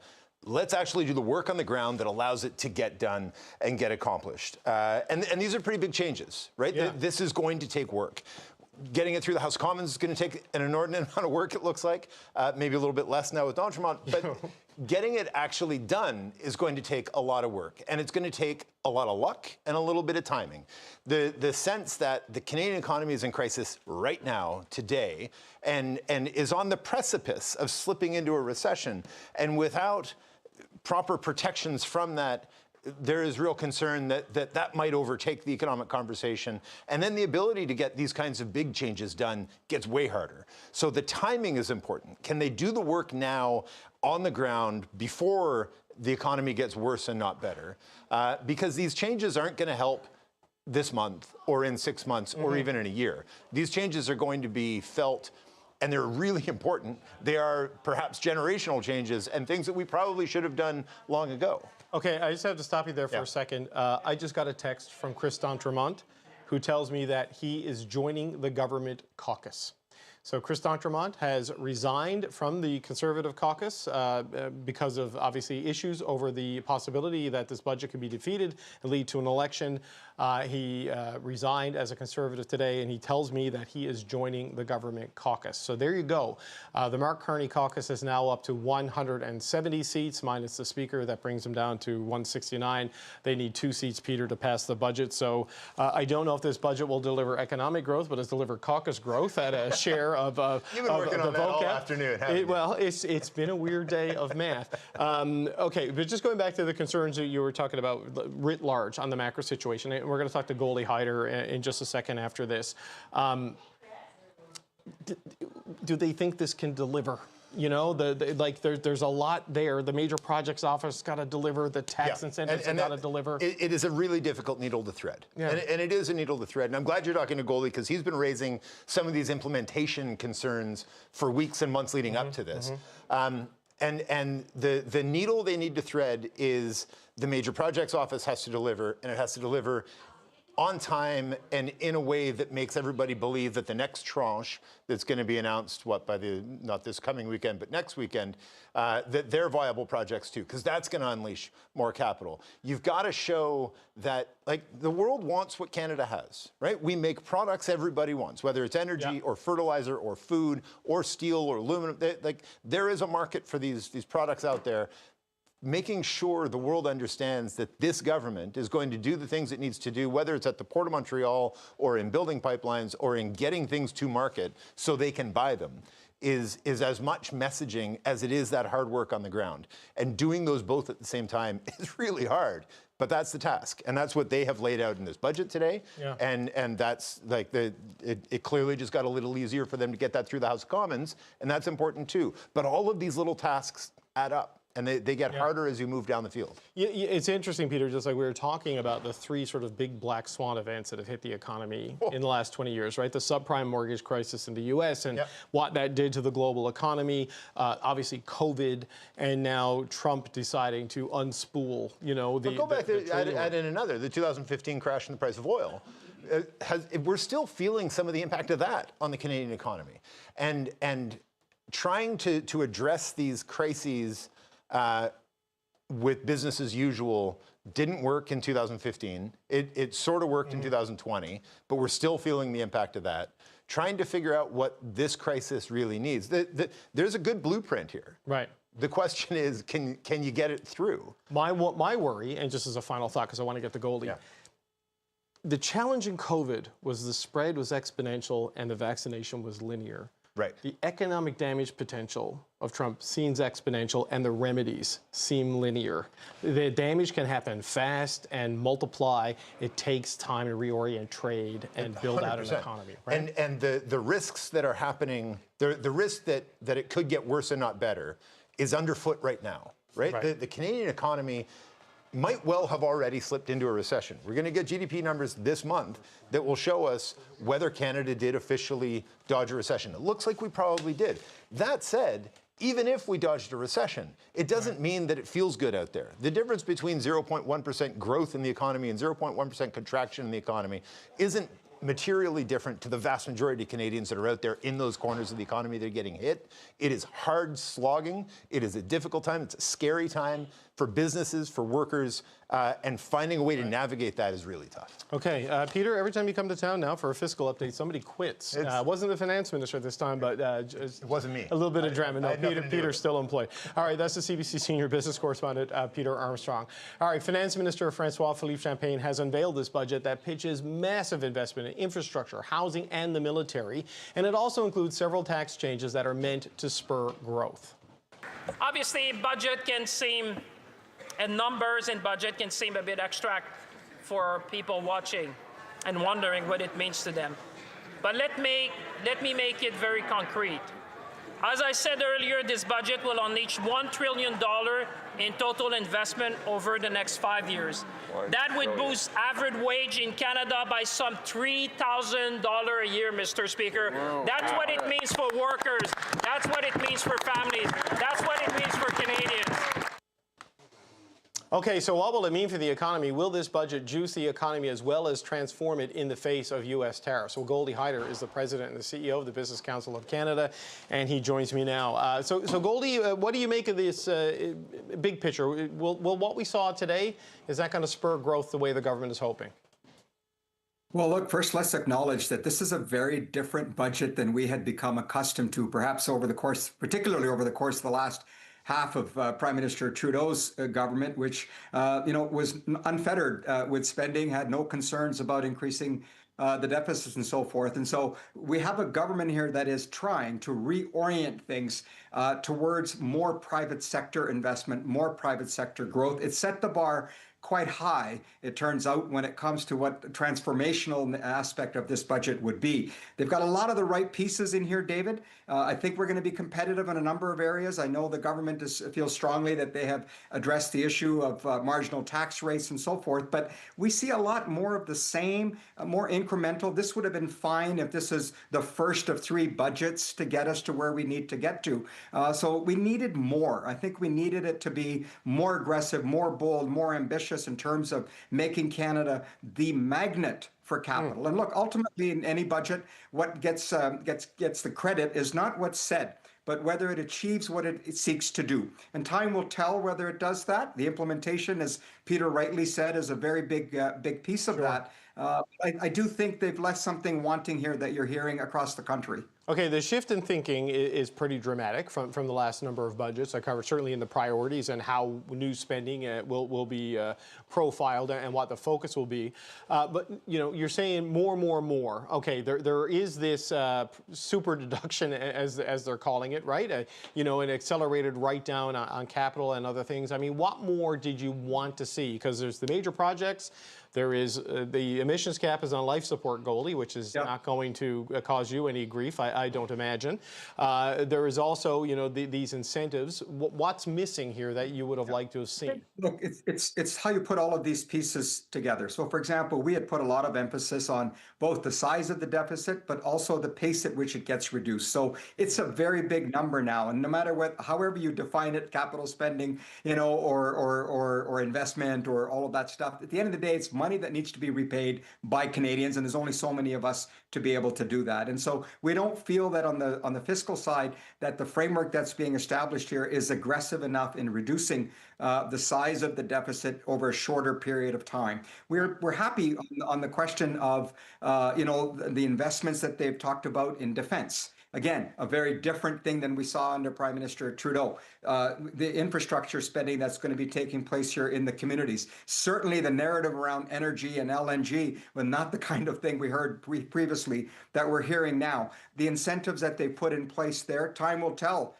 whether they will work or not. But I think that the framing of we're going to go big, this is going to be transformational, it's going to be Look, I'm not the only one saying this. I would like to have said something different, but it doesn't meet that moment. I think we needed more in terms of the ambition and the execution. And look, in fairness, there's a minority parliament. You're seeing the dynamics of that play out as you just read out a text from a member of parliament. So there may have been limited in some cases by looking over their shoulder and literally, I think, their own caucus's shoulder, given how many of them served in the previous administration. The progress that I think the Prime Minister and the government is trying to make is certainly directionally right, and time will tell whether they got the pace of it right, because we are in an investment crisis here, and I think we could have done more on that front. Well, on the deficit side, like I take your point on policy, right? I spoke with Randall Bartlett and Theo Argytis and others in the budget lockup, and they not that this is a bad budget by any stretch, it just doesn't quite deliver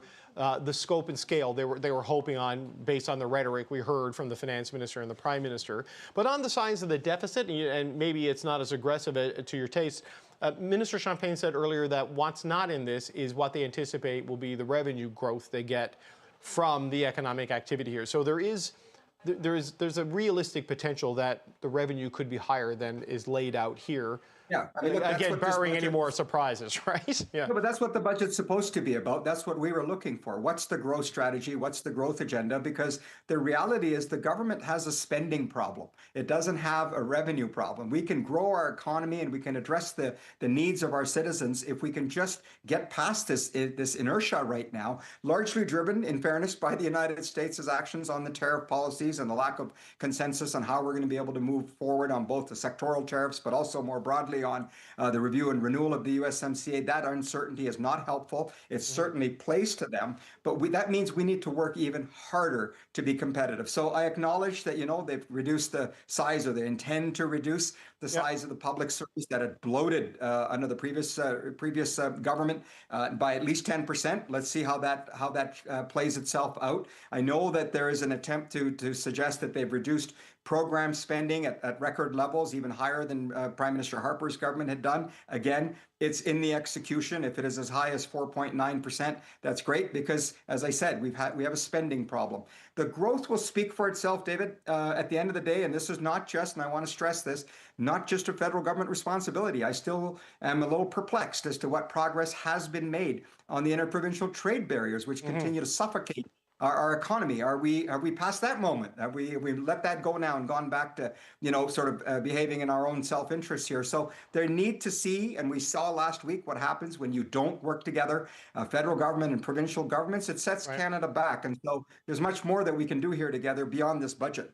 Yeah, so there's a $78 billion deficit this year, declining over time, assuming things go as planned, which is a big assumption in 2025, Goldie. I think you'll agree.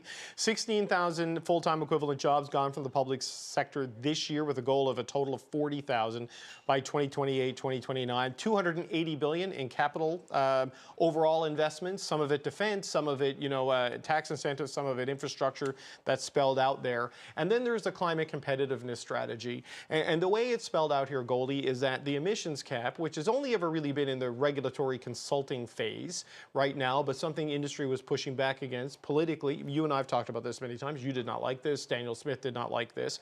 But what's spelled out in the budget is essentially more on the grand bargain that the Prime Minister and the Premier seem to be talking about, that if you don't want the emissions cap, we've all got to sit down as a country to develop a multi-decade industrial carbon price trajectory. So making industrial carbon pricing the spine of the emissions reduction plan, and something everybody gets on board with and agrees to as a national project. Agreeing to things on methane, where a lot of work has been made, and that one seems pretty close to getting done. More on the electrification, and it sounds like the Pathways project, that carbon capture at scale would need to be part of it. Is that going to work? Do you think those conditions, because I know the Conservatives here are against any kind of industrial carbon policy, but every province kind of has one. When it's laid out like that, do you think this will satisfy the business community, the oil and gas sector, and get the sort of GDP moving projects that you've been advocating for? Well, look, maybe. The effort is certainly there, more than it was in the last administration. You look at the price of carbon, $170, the direction we're going, that's completely out of whack with the rest of the world. I like that this budget is looking more at the emissions issue from a 2050 perspective. Let's get to the results, as the Prime Minister has been saying. But it would have been a lot easier to say we're going to lift the emissions cap and we're going to remove the tanker ban and we're going to work to get the carbon capture project completed and we're going to help build a pipeline that goes west, just as the Prime Minister, having returned from Asia, where I was with him in a couple of different countries, where I know he heard what I heard, which is we're ready to buy your stuff, but the question is, can you get it to us? Can you build the infrastructure? And so this is a show me game, David. It's not a tell me game, and we've got to be able to show and deliver on these projects. And if we do, money will flow. The issue is not capital. It's great to have incentives because a lot of countries offer incentives, but ultimately capital will go where it grows. And I think we can make ourselves that place. Some of the things that you've talked about. I mean, I just want to go back to the point on the fiscal deficit. You know, the anchor has changed now. Instead of being 1%, it's going towards 2% of GDP for a period of time. And so we got to be careful, because what businesses see is taxes in the future. They see it for corporations, but also for citizens, for individuals, for employees. And so we got to keep that spending in check. And yes, growth can offset that. And I hope it does. Yeah, and look, that kind of had to change because of well, let's face it, everything is changing because of the unraveling of the world trading system. But just on that, and then I got to let you go, Goldie. The fiscal anchor is now a declining deficit to GDP over time, not debt to GDP over time, because some debt apparently is okay if it's buying the right things. But they want to, as another fiscal anchor, so an instruction, to the government and ministries, we're not going to run deficits for operations. No program expansion, the salary expansion is going to go on the credit card, 3 years out from now. That is a restructuring of the architecture of the Department of Finance and the thinking of the cabinet, right? Like that is a sort of thing that's going to change the way business gets done here if they stick one to hopes. it. Right. Yeah, one hopes, and I do believe that I said genuinely. I think there was a bold a desire to reorient the way government works. I think there's a lot of smart people working on these things to try and make massive change in a very short period of time, and it's hard to do because the government is the Titanic, and you can't just turn it very quickly. So you've got to inch your way there. But the problem is we're in a crisis. The problem is we have to take control of our own destiny as quickly as possible, and so we would like to have seen more, and faster. Really, I guess I've been saying more, but I really mean is faster to some extent on some of the things that they're promising. And we will see. I acknowledge that when it comes to not wanting to increase program spending and make it permanent is a good change. It's something we've been extremely concerned about over the years because we were just adding to permanent spending. So the shift from program spending to project spending is certainly welcome. And it just to conclude, as I said, good effort, lots of right pieces that are there. It just falls short of the big, bold ambition that I think that was being set up. And I think that's partly a reality of the political situation they find themselves in.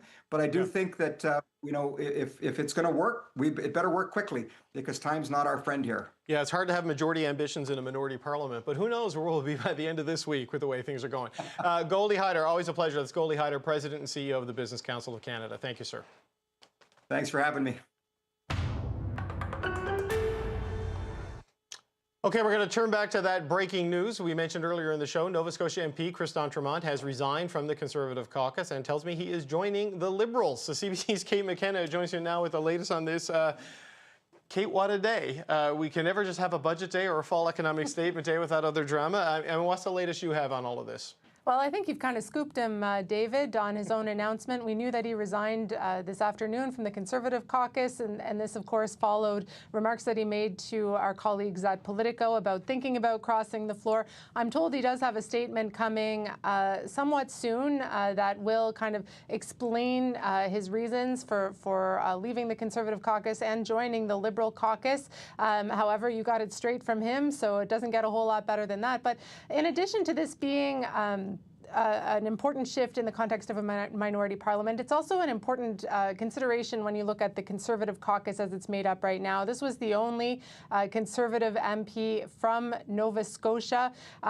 He won by not a huge percentage in his riding, just about 1% of the votes there. So, this is someone who was perhaps looking at this upcoming budget and thinking, well, maybe I wouldn't like an upcoming election on this issue.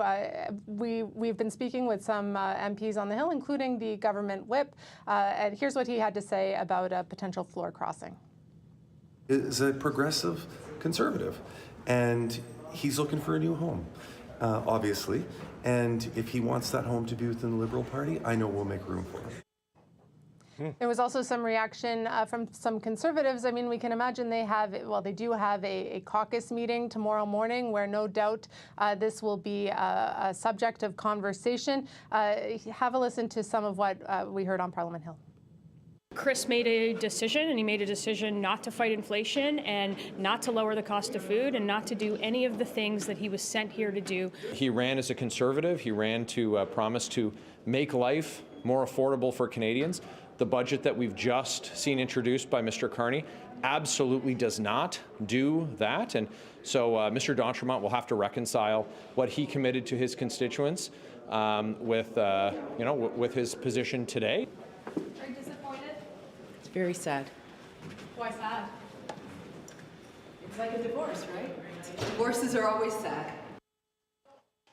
And this, of course, the issue of floor crossing from the Conservative caucus to potentially the Liberals is something that has been sort of floating around in rumor circles for weeks here in Ottawa, but until now didn't actually amount to anything concrete. And of course, the Liberals, only need a couple more seats for it to be a majority situation. There are questions about how OLO, Pierre Poilievre's office, is going to respond to this. Will they be, for instance, reaching out to MPs that didn't win by large margins or are considered to be perhaps to the left of where their leader is politically at this time? Again, perhaps this is something that will be coming out of caucus tomorrow. Specifically on the topic of Chris d'Entremont, he lives in a Nova Scotia riding. He had expressed interest in being Speaker, or at least being Deputy Speaker. In fact, he had let his name stand for that, but then pulled it at the last minute. And at the time, back in May, that caused some... People were asking questions about why that was. Perhaps when he joins the government caucus, we'll be able to ask him kind of what the backstory was there, David. No, certainly an interesting move. When he made those comments to Politico, I mentioned this earlier in the show. I had spoken to Chris d'Entremont as well last night, and the suggestion was he was telling me he had made up his mind on what he was going to do about voting for the budget. Once you say that and once you go public, you're either going to quit or you're going to be fired. He resigned, and now he is a Liberal. So we'll see. The other thing he said is there are more. So it could be quite the week for you, Kate McKenna, because you'll be covering Conservative Caucus Row. That's the CBC's Kate McKenna joining us with the latest drama on what's happening with MPs here on the Hill. Okay, that budget that was tabled. The big question is whether the government will get the support from the opposition to, in fact, pass it. To weather the storm of uncertainty, we will not lower our sails, Mr. Speaker. Quite the opposite. We will raise them to catch the winds of economic change. Every dollar the Prime Minister spends comes out of the pockets of Canadians. The more they spend, the more things cost. With what this budget has put forward in terms of the generational debt and the deficits that we're seeing, we cannot support this budget, and Conservatives will not support this budget. I hardly see how, after having met with our caucus tonight, we could vote in favor of this budget. I can tell you that New Democrats are going to take the time to study this budget. There's no way that we can, as Greens, vote yes on this budget. But I want to emphasize there are several days in which this budget can be negotiated and amended before it goes to a vote. Okay, that was reaction from opposition MPs to this budget. We're going to get some more reaction now from a nonpartisan crew. Kevin Page is a former parliamentary budget officer and the CEO of the Institute of Fiscal Studies and Democracy. Jimmy Jean is the chief economist and strategist at Desjardins. And Armin Yalnizyan is an economist and an Atkinson Fellow on the future of workers. It's good to see you all. Thank you very much for making time on what I have no doubt is a busy day. Kevin, let's start with you. It's interesting, we do placeholder questions here and it says XX deficit, and maybe it's because it needs to be censored. It's so large, just $78.3 billion. Do you think this is enough to drive the investment that the government says it needs to offset what's happening with the economy? Well, I think the government thinks that it would be hard to go much higher than that number of, $78 billion, 2.5 percentage points of GDP. So I think if you look at what is happening to the capital spending underneath it, both on an accrual basis and on a cash basis, it's a significant increment of money that's going to go into the economy. And given the weakness of the economy, I think that that's positive in its own right. But obviously, listening to people that have come on the program, it's hard to find people that are going to say, yeah, it's the great number. It's interesting. So I want to show off the deficits, if I can, over the horizon and then get Jimmy's take on this. It's $78.3 billion this year. It does come down over the next number of years, but it's still at $56.6 billion by 2029, 2030. Jimmy, at least for the first couple of years, the deficit is about twice what Chrystia Freeland had projected in the fall economic statement. Growth is cut in half. So that's why there's the big spend here on infrastructure, tax incentives, defense, and other things. Do you think this can give the Canadian economy the jolt the Prime Minister and the Finance Minister have been promising? In theory, it can, because you're talking significant infrastructure investments, boosting defense spending, and also some measures to try to incentivize private businesses to invest more. And I think that part is key in particular. But having said that, the economic growth is expected to be fairly weak going forward, and downside risks remain. And the downside scenario that the government presented today shows that even that fiscal anchor of falling deficits to GDP could get broken if there's a recession, if there's a weaker growth profile than what we have currently. So it shows how shaky conditions are right now with all that uncertainty.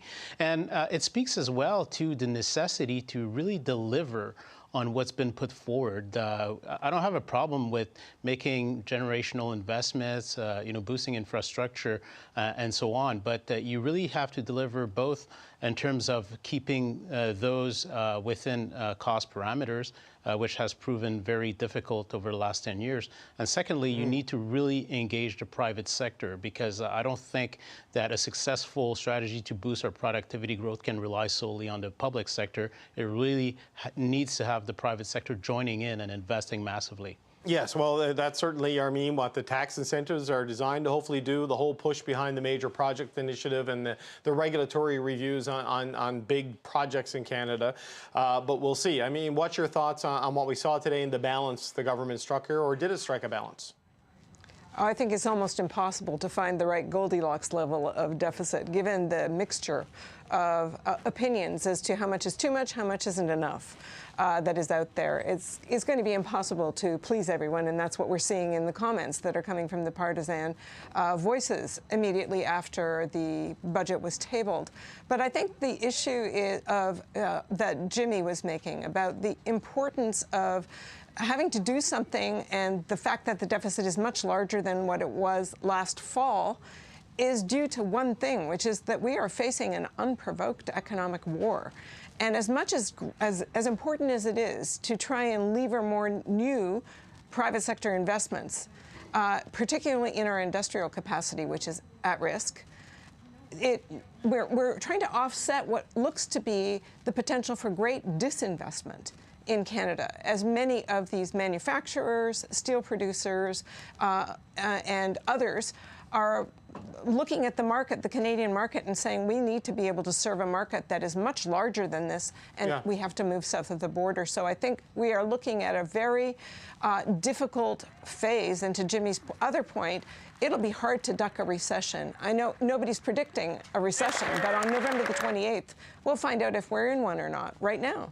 So, Armin, yes, we'll wait for those numbers. I don't know if we get excited about economic numbers anymore. It's just different levels of dread. But what are your thoughts on the cost reduction stuff we're seeing here in this? And that there was a little bit of criticism from some of the bank experts and business groups we spoke with that the incentive side wasn't big enough, and the cut side also wasn't big enough. 16,000 full-time equivalent jobs this year, 40,000 over the course of 4 years, a total saving of $60 billion, about $13.5 billion, $14 billion a year is what it amounts to. What do you make of those changes on the public sector side when execution and delivery are going to be so central to this agenda, and you have essentially a 10% reduction in your workforce? I think there is room to cut. it's not like there isn't room to cut, but it was done so quickly that, as Jennifer Robson said recently, it was done on a butcher's block, not with a surgeon's scalpel. There was no time to decide how to make these cuts. So we will see if the execution manages to duck some pretty bad decisions, but time will tell. And frankly, I don't know how you could have written this budget in the face of an unprovoked economic war without doing some of everything that they did, and whether they did the right amounts is, in the eye of the beholder. I will say, though, that we are not recession ready, with a third of the jobless receiving jobless benefits, and a third of those who are most trade exposed, the people who are most trade exposed, which are auto workers, steel workers, aluminum workers, losing their jobs at roughly 6 figures and getting about a third of that income back. We're just simply not recession ready. This wave of unemployment that could be coming at us, which isn't predicted in the budget, this wave of unemployment that could be coming at us could actually cascade into a wave of economic dislocation as people lose their homes. Kevin, as I was talking to people in finance today, and asking them what makes this transformational, what makes this generational, because there's been some skepticism on the reality of this versus the rhetoric of this. They talk about the shift in priority away from operational spending, as they define it, on programs and on salaries, towards capital. And they say that what they've spelled out today is credible, in that the financial targets are credible, the economic targets are credible, and the cost-saving targets are credible. Do you think they meet the bar on those things? Well, I think in terms of fiscal credibility, the projections that underlie, this getting to an operating balance in 2028, 29, as Armin and Jimmy talked about, it's weak growth for the next couple of years. And then we see growth return in the 2% range. So it's kind of a credible baseline. I think in terms of the fiscal policy response to this weakness, and this, potentially the precipice of a recession, I think it's, again, you would expect that the deficit would go up in this environment. A deficit that goes up to 2.5%, relative to other countries, relative to our own past experience, in a context of a global trade shock, in the context of having to hit these NATO targets, it's that's a credible number. So I think in terms of the shift from from redistribution to wealth creation to investment in an environment that we've seen flatlining in real business capital formation for a number of years. I don't know what other choice the government had. If you think of our options, could we have just done status quo? No, hold the deficit flat. Could we have done just increased transfers to old age security, increased transfers to health transfers? I don't think that would provide some help, but it wouldn't be there. In order to rewire our economy, I think we need trade diversification. We're going to need a lot of infrastructure investment. So I think it's credible to have that type of economic strategy. Okay, so Jimmy, on this, what the finance minister was saying today is that certainly with the tax incentives and reducing what they call the meter, the marginal effective tax rate, they say they want to be the most competitive country in the world and sort of give certainty to business to make the investments in equipment and in buildings and in other things to take advantage of the opportunities here.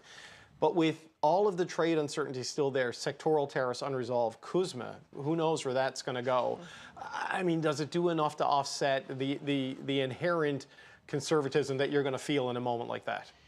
Yeah, and I think when you look at that comparison that they're making, they're supposing it's kind of like you take that super deduction for productivity, but we know it's a temporary measure. It's going to start sunsetting in 2030, whereas in the U.S. it was made permanent. So it's not as if that so-called competitive advantage on the tax front is really something you can bank on for the long term.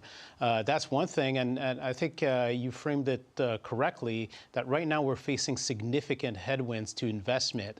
And taxation alone cannot fully offset this, the same way you had the Bank Canada saying, interest rates cannot really offset fully those the power of those headwinds right now. But at one point there will be a point where the dust will settle. We'll have a little bit more certainty, and we'll be able to move forward. The key here is to make the investment climate positive, so that businesses can invest in confidence when that moment comes. Today, I think it's You see a step in that direction, but it doesn't go the full way. One thing in particular is the resource constraint when it comes to labor in particular.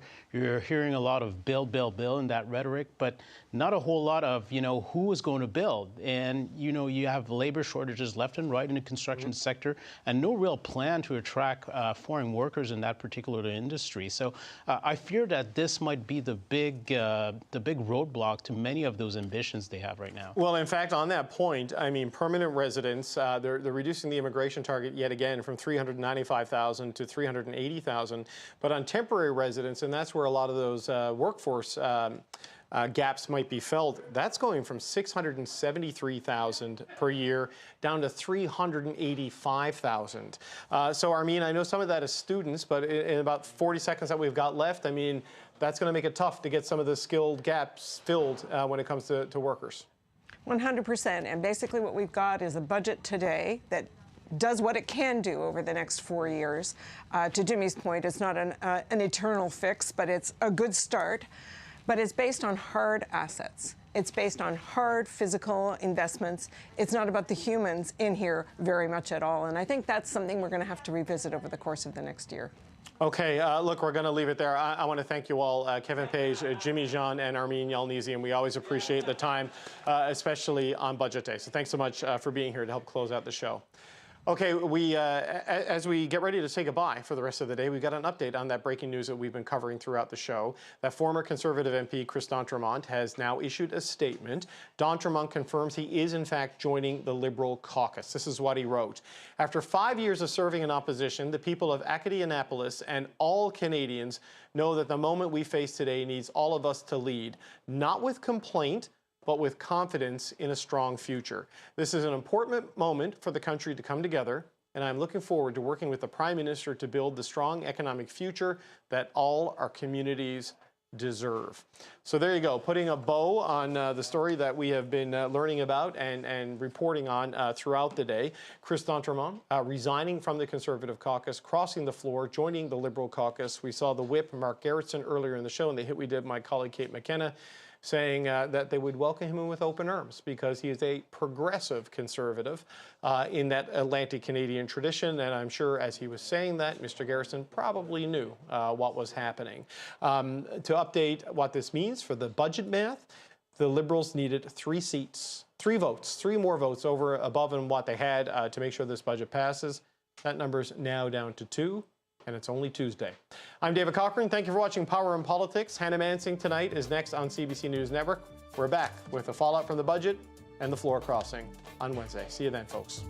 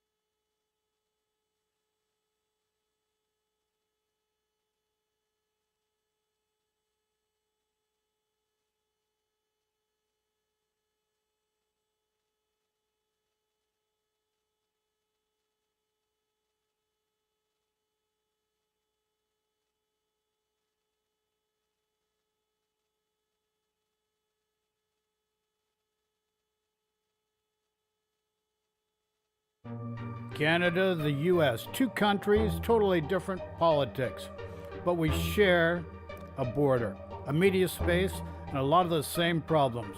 I'm Michael J., and this is Borderline Politics, where we cut through the cliches and compare real policy, culture, and power on both sides of the 49th parallel. From free speech to healthcare, housing to populism. If it